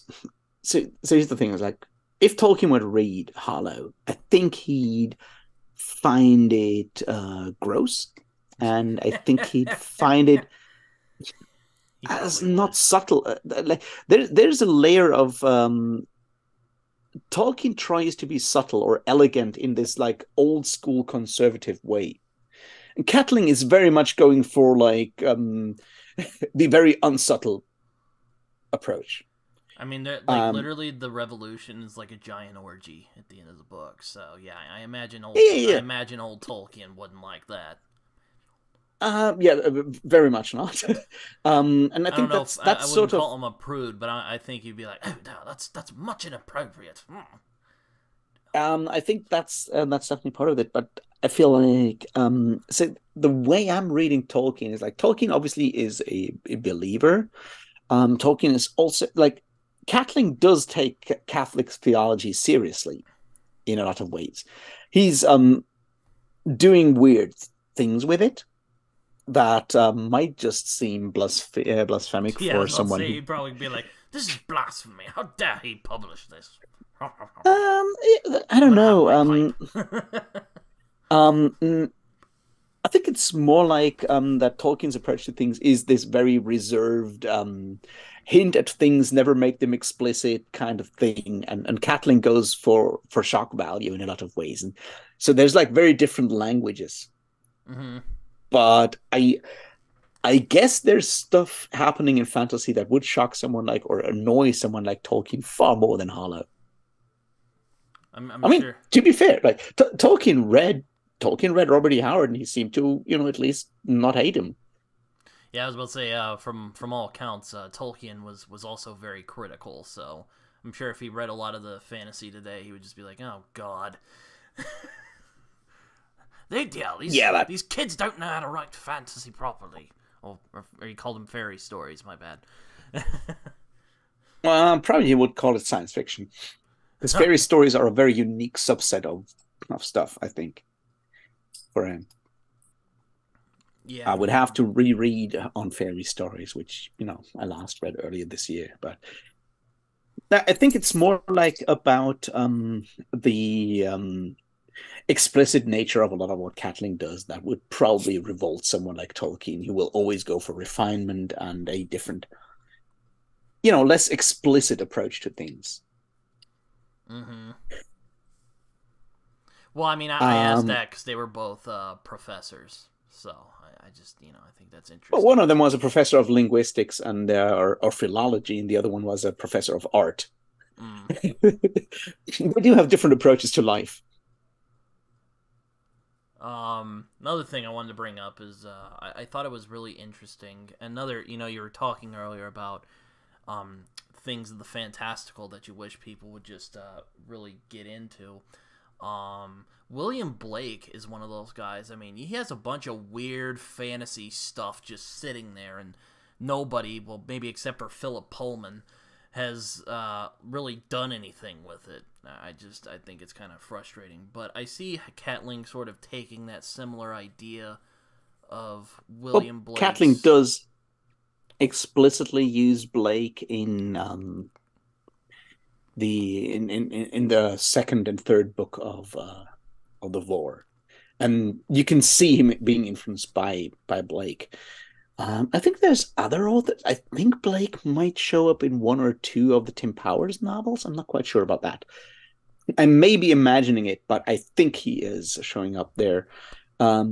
William Blake is uniquely interesting in a lot of ways. What he does, he's far closer to some of the stuff that people like Novalis are doing in the German Romantics at the same time with the what Germans would call the Kunstmärchen, the artificial fairy tale, like someone inventing something,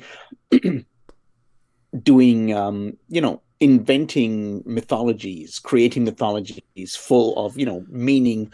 There's like you read your Blake and you have the Zoars kind of being the are they connoisseurs? I'm getting my terminology wrong, but you have the different Horizon and the gang being expressions of different aspects of the human personality and stuff like that. Blake is doing crazy stuff there, sort of Gnostic, but also very Christian. Blake was, not mainstream Christian, but he certainly thought of himself as a very Christian, religious person. Um, I feel of David Lindsay's A Voyage to Arcturus does have a Blakean feel to me in a lot of ways, and I'm not sure if Lindsay said anything explicitly about Blake, but I think the way he does create his mythology on Arcturus and of Masco encountering all these different people, and it feels very Blakean in that regard, because it's the language of mythology, and a very stylized mythology at that, which makes it kind of difficult to turn it into fantasy in a contemporary sense, which is all about plot and characters and action, and not people being symbols for other things. But if you look at the more like myth-based approach, like Tolkien, for example, then Blake is super important and very unique. Maybe what's his name? Mervyn Peake from Gormenghast, because I don't know if you've read Gormenghast. Next year. You will have so much fun. Do yourself a favor. There's an edition, complete Gormenghast, both in ebook and print book, that has Mervyn Peake's own illustrations, because he drew illustrations for the books. And that's sort of where the Blakean thing comes in, because with Blake, you obviously have the combination of his writing and his illustrations. And Mervyn Peake drew his own illustrations for these Gormenghast stories for Titus Groan, and the second one, but I think not for the third one, because that's the half finished one when he dies. But they exist as like a collection, hardcover collection, and as an ebook collection that have Mervyn Peake's own illustrations, and they do add another dimension. And there's a Blakean feel with Mervyn Peake, is my point. Let me see here. Yeah, I have an omnibus of all three books, but it's so yeah. Never mind. Is pretty much Titus Groan. So yeah, I'm gonna be starting that next year. Should be fun. At least I hope it is. It's very much an experience. I cannot recommend it enough. It's really good. Apparently, Moorcock's like, no, this is the true fantasy classic. Well, basically, his idea of a fantasy classic is anything other than Tolkien. So I think that was a great assault. I think I'm obviously like wandering far away from the main topic here, but yeah, we kind of are. No, but like, so I think the issue is not so much that Moorcock hates Tolkien in that regard. It's more like that he hates the fact that Tolkien is made the standard, the gold standard for fantasy for so many people. It's like, look, all these other amazing things are happening at exactly the same time. And how would the world look if we had actually picked, either The Broken Sword by Poul Anderson or, Gormenghast by Mervyn Peake as the thing to pattern so much fantasy afterwards? It's more like a struggle with fantasy publishing after Tolkien than with the actual work of Tolkien, which, you can have criticisms of Tolkien, you can have criticisms of Peake and of any of these authors, especially also Poul Anderson. There's issues with all of them. The problem is that people go like, Tolkien is so much better than the others. Like, no, Tolkien was just the one who got lucky for all kinds of reasons. And I think it's a lot of the criticism that Moorcock gets for his engagement with Tolkien, and he's obviously, you know, changed his perspective on Tolkien over the years as well. It's like mostly it's about what the criticism is of what people make of Tolkien far more than it is of Tolkien himself. And Tolkien fans go like, "Oh, he's insulted our senpai," and then shit gets, and that's part of the problems. Like the Tolkien worship within a certain part of fantasy studies, Tolkien studies, and the fantasy field is insane. And it doesn't help. Back to subject here, Michael Moorcock is thanked in the acknowledgments of Hollow, so that makes sense. That makes a lot of sense. And I'm pretty sure Michael Moorcock and Brian Catling have smoked illegal herbage together before. Yeah. But getting back to the book, my point I was making is I really like how Catling kind of plays with a similar idea that Blake played with, which is that the imagination is just as important as anything that is empirical. And that is a position that I sympathize with in many ways. Yeah. And at the end of the day, that's all the things that Hollow is about. Is all about like that relationship between the imagination, the arts, and reality, and how they influence each other, and how how paintings and how visual art motivates action, and how those actions then motivate more art, and how these things are constantly there's a tension between those two, and that's what this book is about. It's like how that how we need art to express certain aspects of our life and of the human experience, and how then once again engaging with art can give meaning to our lives at the same time. I think that's a good thing. Yeah, I mean, if I remember right, they come up with the 15th century version of a conspiracy theory that, if I remember, they think that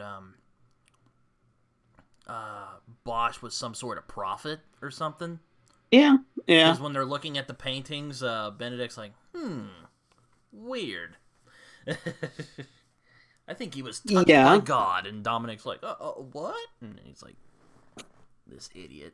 Yeah, but that, once again, I mean, this is like one of those things that we sometimes talk about when we go to science fiction, right? It's like, so who invented the idea of cyberspace?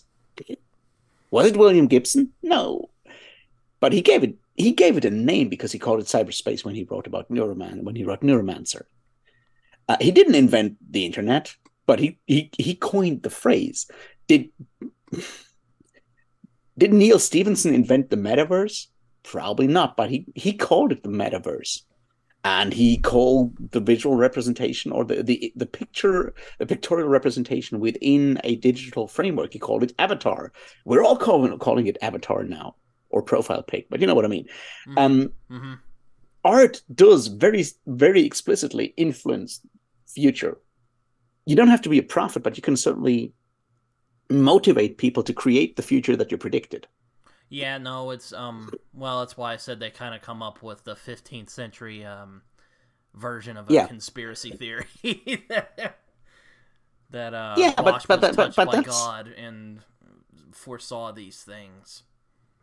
Yeah, but I think it's important to understand that that's sort of like where that thing lands, because like would the same things have happened without him or not? Because it's that whole idea is like once the idea is in the world, even if it's just in artistic form, it may still turn out to be something else as well, because the idea is there, and artists create ideas just as much as scientists create ideas. Another getting off subject real quick, but apparently C.S. Lewis is blurbed here on my Gormenghast copy, so.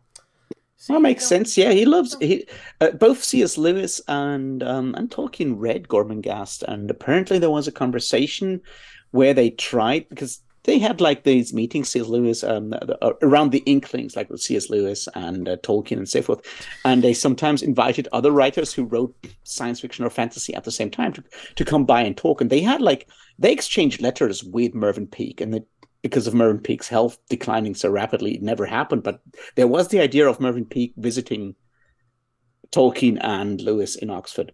Oh man, that would have been an interesting meeting. They read Gormenghast, both of them, and apparently C.S. Lewis really loved it. Tolkien had his issues, but I think he didn't hate it. hate it, but there's Yeah, no, it's going back to Hollow. Now I can just imagine this sort of weird kind of modern Inkling group with Brian Catling and Alan Moore and like Ian St. Clair and like Michael Moorcock shows up. Yeah, possibly. I mean, apart some of these people like Moorcock and gang definitely hung out together in the 60s and 70s. That definitely happened. Mm-hmm.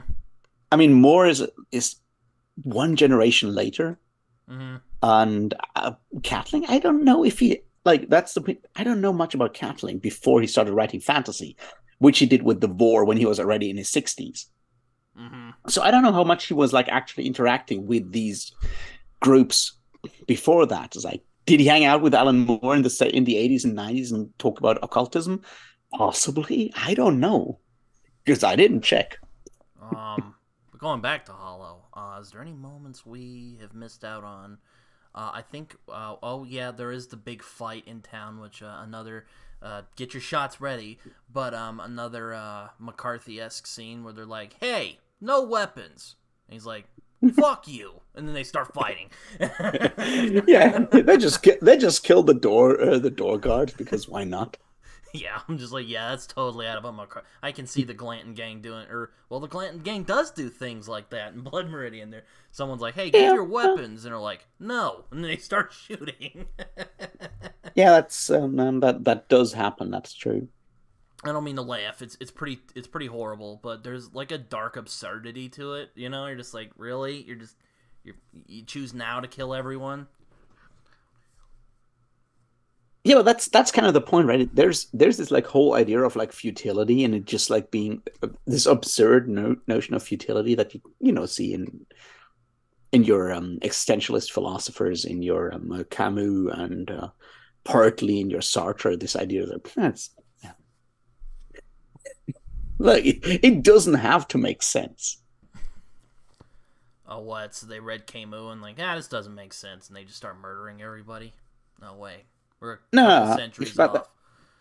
So, no, but the point with like the point of some forms of existentialism is to acknowledge that life is absurd and meaningless, and you need to create your own meaning in that life.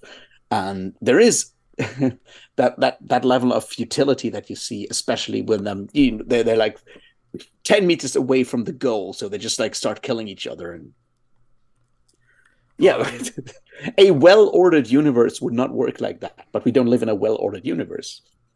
Yeah, Meg kills her husband and this hussy she was with, and she finally just gets tired of his bullshit and murders him. Or if I remember, she murders him. Or maybe she has the homunculi do it. Or the she has they do it, and I don't even think she explicitly tells them, but she doesn't tell them not to, and they just do it. But she does. It's one of those mushroom things. She does kill the Spanish Inquisition and get her son back. So she's like, you know what? Yes. Meg's actually the one who gets out the best in this story, aside from maybe Benedict and Dominic. Yeah, probably the only three characters who get out of the story. They're like, you know what? I can live with this. Everyone else dies. Yeah, except for the brothers. Yeah, true. Yeah, she just poisons the entire garrison of the Spanish Inquisition with their beer, I think. Turns out when she's not a peasant, she's actually a pretty shrewd mastermind. I mean, I don't think she's shrewd or anything. She's just like angry. Yeah, I know. Yeah, she's pretty much pissed off, and she's like, you know what? And I think that's kill everyone. And I think that's like the other part, right? With uprisings and stuff like that. So often, systems of oppression can't rely on that assumption that you can't change anything. That you don't do the thing. You don't go and kill everyone. It's like, why not? Yeah, she has these cool magical powers. They're giving her all this cool stuff. You know, I don't blame her. Yeah. Yeah, that's the point. It's like if you give a bunch of like really oppressed people a lot of weapons, what do you think will happen? Yeah, it's like the Russian Revolution. He gives all the communist weapons and then pulls a surprised face when they're like, you know what? We're not going to give these weapons back. Yeah, to be fair, during the Russian Revolution, those people had a good reason not to give those weapons back. Yeah. It's Yeah. it's not like they're like, you know, the Tsar was always nice to them and then they just evilly betrayed him. That's not how that story went. Well, no, I get that. I get that, but I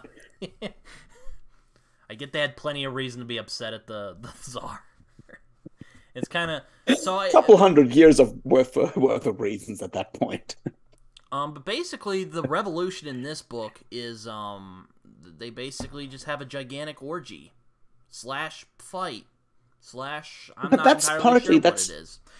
but that's kind of the point, right? It's that the revolution, the actual act of revolution, is the women attacking the Spanish Inquisition, while at the same time there is the carnival thing and the ritualized carnival combat between Carnival and Lent, and they fight each other, which is something that you find in European folklore. You have those ritualized combats between, you know, the spirit of Carnival and the spirit of Lent, and stuff like that. And what's interesting about that is that the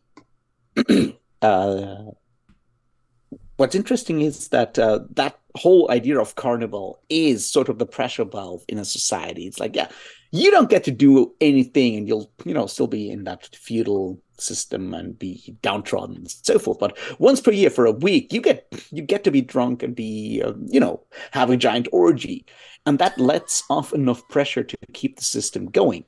And what happens in this situation is that the women don't partake in that orgy, or at least the people that go with Meg don't partake in that orgy, and instead actually take all that pressure and all the rage against that oppression, and actually turn it against the oppressors instead of just, you know, blowing off steam by getting hammered. Yeah, they do. So it kind of shows those the two options that you have within a system of oppression, which is once again, you know, full on rebellion, or the sort of managed blowing off of steam during you know, those days of those Saturnalias, basically. Benedict and Dominic. I think Benedict becomes the new abbot, if I remember, or Yes, maybe something of that sort. And Benedict becomes the new abbot, and I think Dominic is sort of like his apprentice afterwards, keeps on being his apprentice, because we know that at some point we have this, like, yeah, later in his life, Dominic talked about it. So I think obviously Dominic, being the younger one, kind of becomes the chronicler of Benedict's adventures and Saint Benedict's adventures and so forth. Yeah, I guess there's two things I want to talk about before we head off. That one is the ending. So the ending is the Oracle. They finally get the Oracle back to the church, but hooray! I guess they're all dead. But Benedict and Dominic take the little thing, and then she basically says the same thing she said at the very beginning. Saint Christopher is a dog-headed man. Yep. Saint Christopher is a dog-headed man. Which may imply that the entire story, as told to us, is basically the story as told to Benedict and Dominic by the Oracle. It could be the story told by the Oracle, because they put the Oracle in the place, and it's like, all right, let's write down what the Oracle says, and the Oracle starts with the first words of the book. So I'm like, maybe what we've just read is basically what Dominic and Benedict wrote down when the Oracle tells it to them. Could be. Or maybe the Oracle, just like me, likes the phrase "Saint Christopher is a dog-headed man." Maybe, but I do like how that kind of loops back. So it almost feels like, to quote True Detective, time is a flat circle. Yeah, no, it's a very neat elliptical ending that's cool. So is it like a commentary on cycles, or is it just like a little fun little, oh, look at that, she said the same thing? it's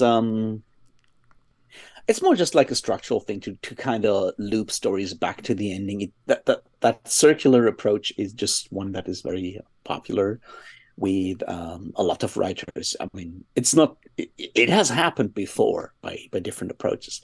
What I like here is that it's kind of left open whether it just returns there by accident or whether it's sort of like a frame narrative. And what you actually get is just the oracle's tale, and he kind of leaves it open. It could be both. Sure, yeah.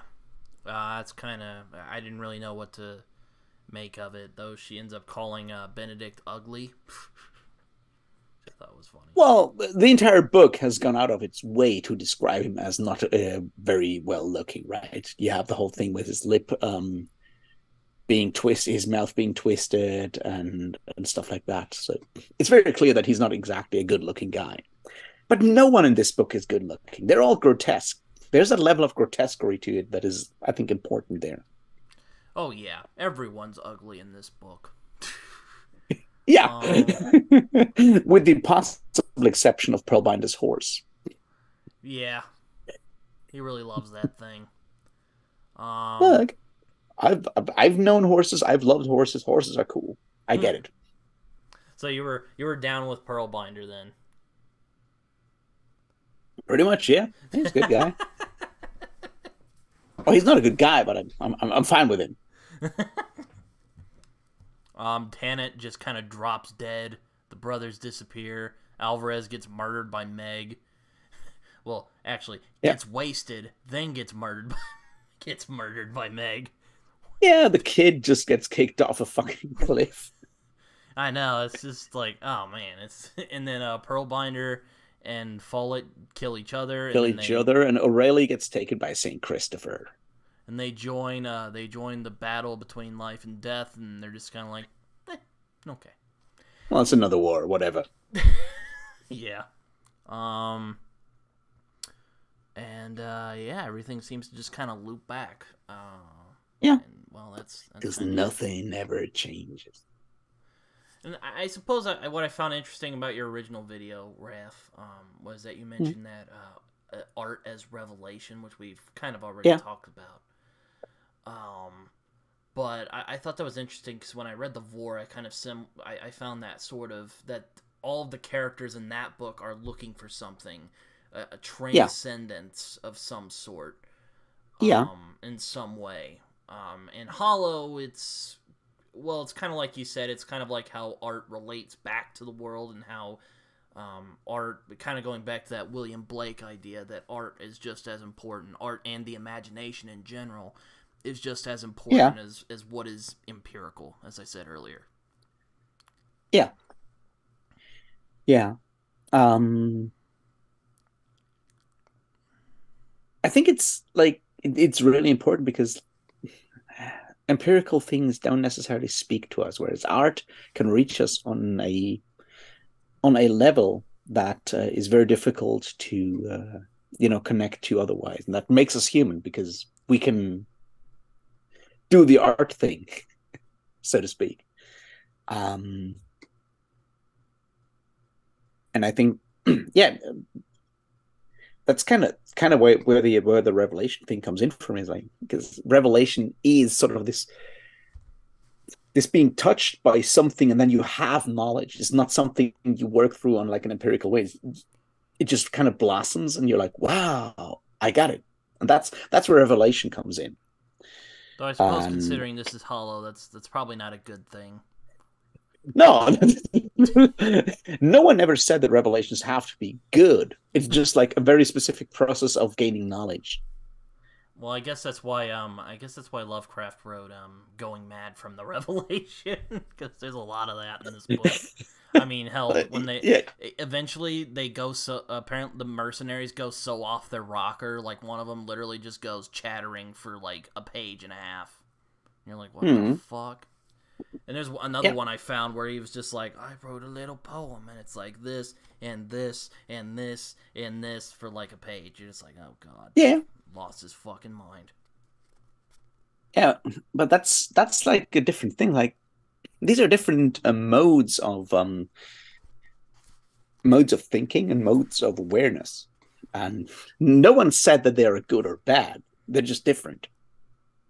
Mm-hmm. So, what revelation do you think the mercenaries got? Because, like, their kind of arc is them kind of confronting how awful they are. Yeah.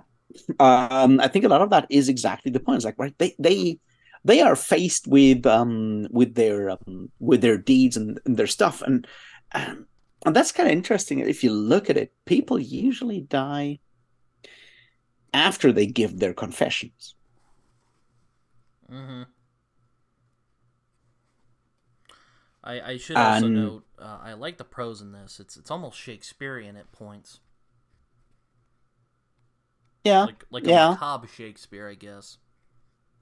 Yeah, it's way more Scottish revenge play than just Shakespeare. Yeah. Yeah, it is kind of like Macbeth, isn't it? I didn't Yeah. think of that. Yeah, but I think that there's an important aspect there. Is like if people that are just defined by all the terrible things they have done, like the mercenaries, and they then give up their their sins or their evil deeds by putting them into the pits and then into the bones and into the oracle and so forth. What's left after that? Are they? Is there still anything left after that? Because they've given up that part that kind of defined them, which is sort of why they kind of die after that. Because yeah, they've kind of given up whatever made them them. Because at the end of the day, they were defined through their deeds and their, in this case, evil deeds, I guess. I'm trying to find the other part where he just goes, "I made a little poem," and then he just jabbers on for. I can't fucking find it. I'm like, man, fuck this. I can't find it. But Yeah, well, yeah, they basically just go. They go even crazier, and then most of them die, yeah, pretty much. yeah, exactly that. Which apparently Follett was counting on. That's why he upped his Mm-hmm. pay. Because he's also just a terrible person. He is at that. Yeah, I think that's kind of part of it as well. It's like, I mean, he goes like, well, we get this money, we'll just like split it among everyone who's still around when we go back when we arrive. And it's like, okay, that's the kind of deal I would have problems with. Because there's an incentive to not be too many people when you show up. I'm kind of surprised they didn't turn on each other and start murdering each other after a while. They, Well, they might have, but they all die. They all die before they even reach that point. They don't have to.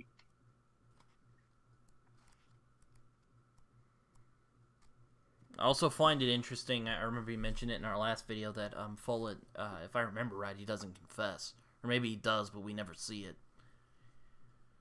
He confesses before the story starts because that's kind of what kills the first guy is that he wrote down Follett's confession. Mm-hmm. But we don't hear Follett's confession. We don't get it in the text. Or at least I don't think we. I also think we don't get. Do we get Pearlbinder's confession? Yes and no. We witness Pearlbinder confessing, but we don't get his confession. He confesses when they're in the cavern after his horse has gone away, and he decides to be an absolute to be as blasphemous as possible, which is why he does his Judge Holden and strips naked when he does his confession. And he yells it Judge into the Holden. pigs so everyone can hear it, and they're all just completely baffled by how incredibly sinful he has been. But we don't get to hear what he actually does. If I remember, we hear Alvarez's. I think we hear O'Reilly's and somebody Yes. else's. Yeah, we get Alvarez who eats the angel, and we get O'Reilly with the clock. And yeah, I don't know. Maybe I'm confusing something. We And know somebody Tanner says has chattering for like 2 pages, and I'm like, what the fuck? chattering. Yeah. Yeah, that is that Tennant or is it one of the brothers? It might be one of the brothers. Might be, yeah.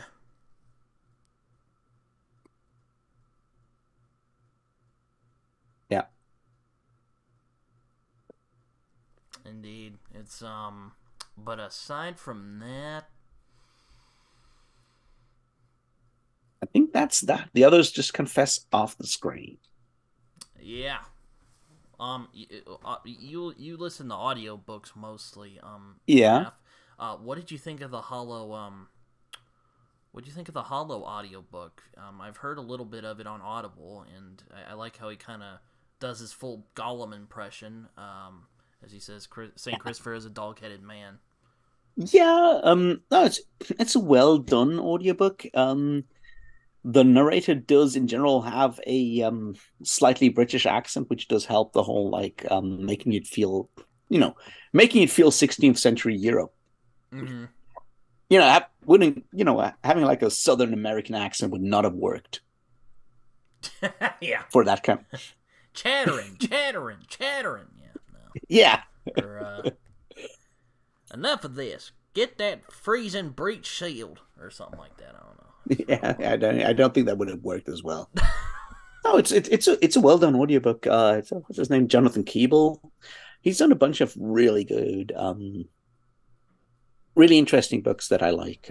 He's a good narrator.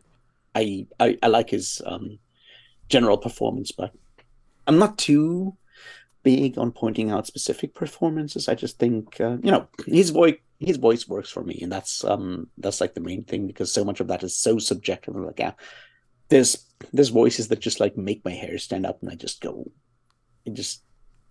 can't what did listen he do to with them. the confession bits? Did he just like get off? Did he just say it normally, or did it get weird? He uses the dialect accent, whatever voice style he does for the character in general. So you get the whole O'Reilly's is in his best imitation of an Irish accent, and so forth. Alvarez does have the Alvarez voice, which does have like a pseudo Spanish accent in there. Oh yeah, it's Tannen who says an emperor sought harm and harm and harm and harm and harm and harm Yeah, and harm. That's right. I was about to say some of them just basically lose their minds as they're telling the Oracle what they did. yeah. But yeah, I think that's it. Yeah. Well, it's 9 minutes to midnight Well, where I'm at. well, Raph, thanks for accompanying me on this journey. And again, I'm sorry, the technology worked a lot better this time, so yeah, it should be good. Here we go. Um, Yeah. um, I don't know if this was a hero's journey, but it certainly was a journey. yeah. Anyway, if you want to talk about where people can find you, feel free. Yeah, you can find me at Raf Blutaxt on YouTube, which is basically all I do. I'm usually angry about fantasy books Do the or science occasional, fiction. you do the occasional rant about copyright or whatever the fuck you were doing. You've done a couple videos of that sort. I get angry about books sometimes. Well, you can I find. guess. Well, I mean, you can find me on Twitter, on Goodreads and Letterboxd, where I write reviews that are probably more coherent than the one you just heard right now, even though this was a discussion. And you can find me on Discord. So yeah, there you go. You can also find Raph on Discord. He's on the. That's true. He's on the. That's true. I think he's on. Damn it. I'm on Alan's Discord. I'm on the Unabridged Burners Discord, which is a Malazan Discord, and some others. Still need to get to. Would you say Hollow is darker than Malazan, or would you say Malazan's darker? It's different. Malazan does get very explicit about some very specific dark topics in the human existence. Hollow is generally less optimistic about human existence than Malazan. Malazan does have an optimistic tilt to the end. Malazan is a dark book, so we can all do better. Hollow is more about like, well, it's fucked. What you gonna do? That's an interesting way of putting it. I But think yeah, that's how I would go Hollow. about that. Yeah, go read it. Yeah, go read it. Alan Moore liked it. He's blurbed right here. So if that intrigues you, go read it. It's a very fascinating book, and also read The Vor while you're at it. Exactly. Maybe you can re-listen to those, and we can talk about that because even though I already did a review of The Vor. Yeah, I should reread those. Been a while. I'm going to be reading The Erstwhile next year, or I'm hoping to. We'll see how that works out. But yeah, this has been fun. Until next time, everybody. All right. See you around.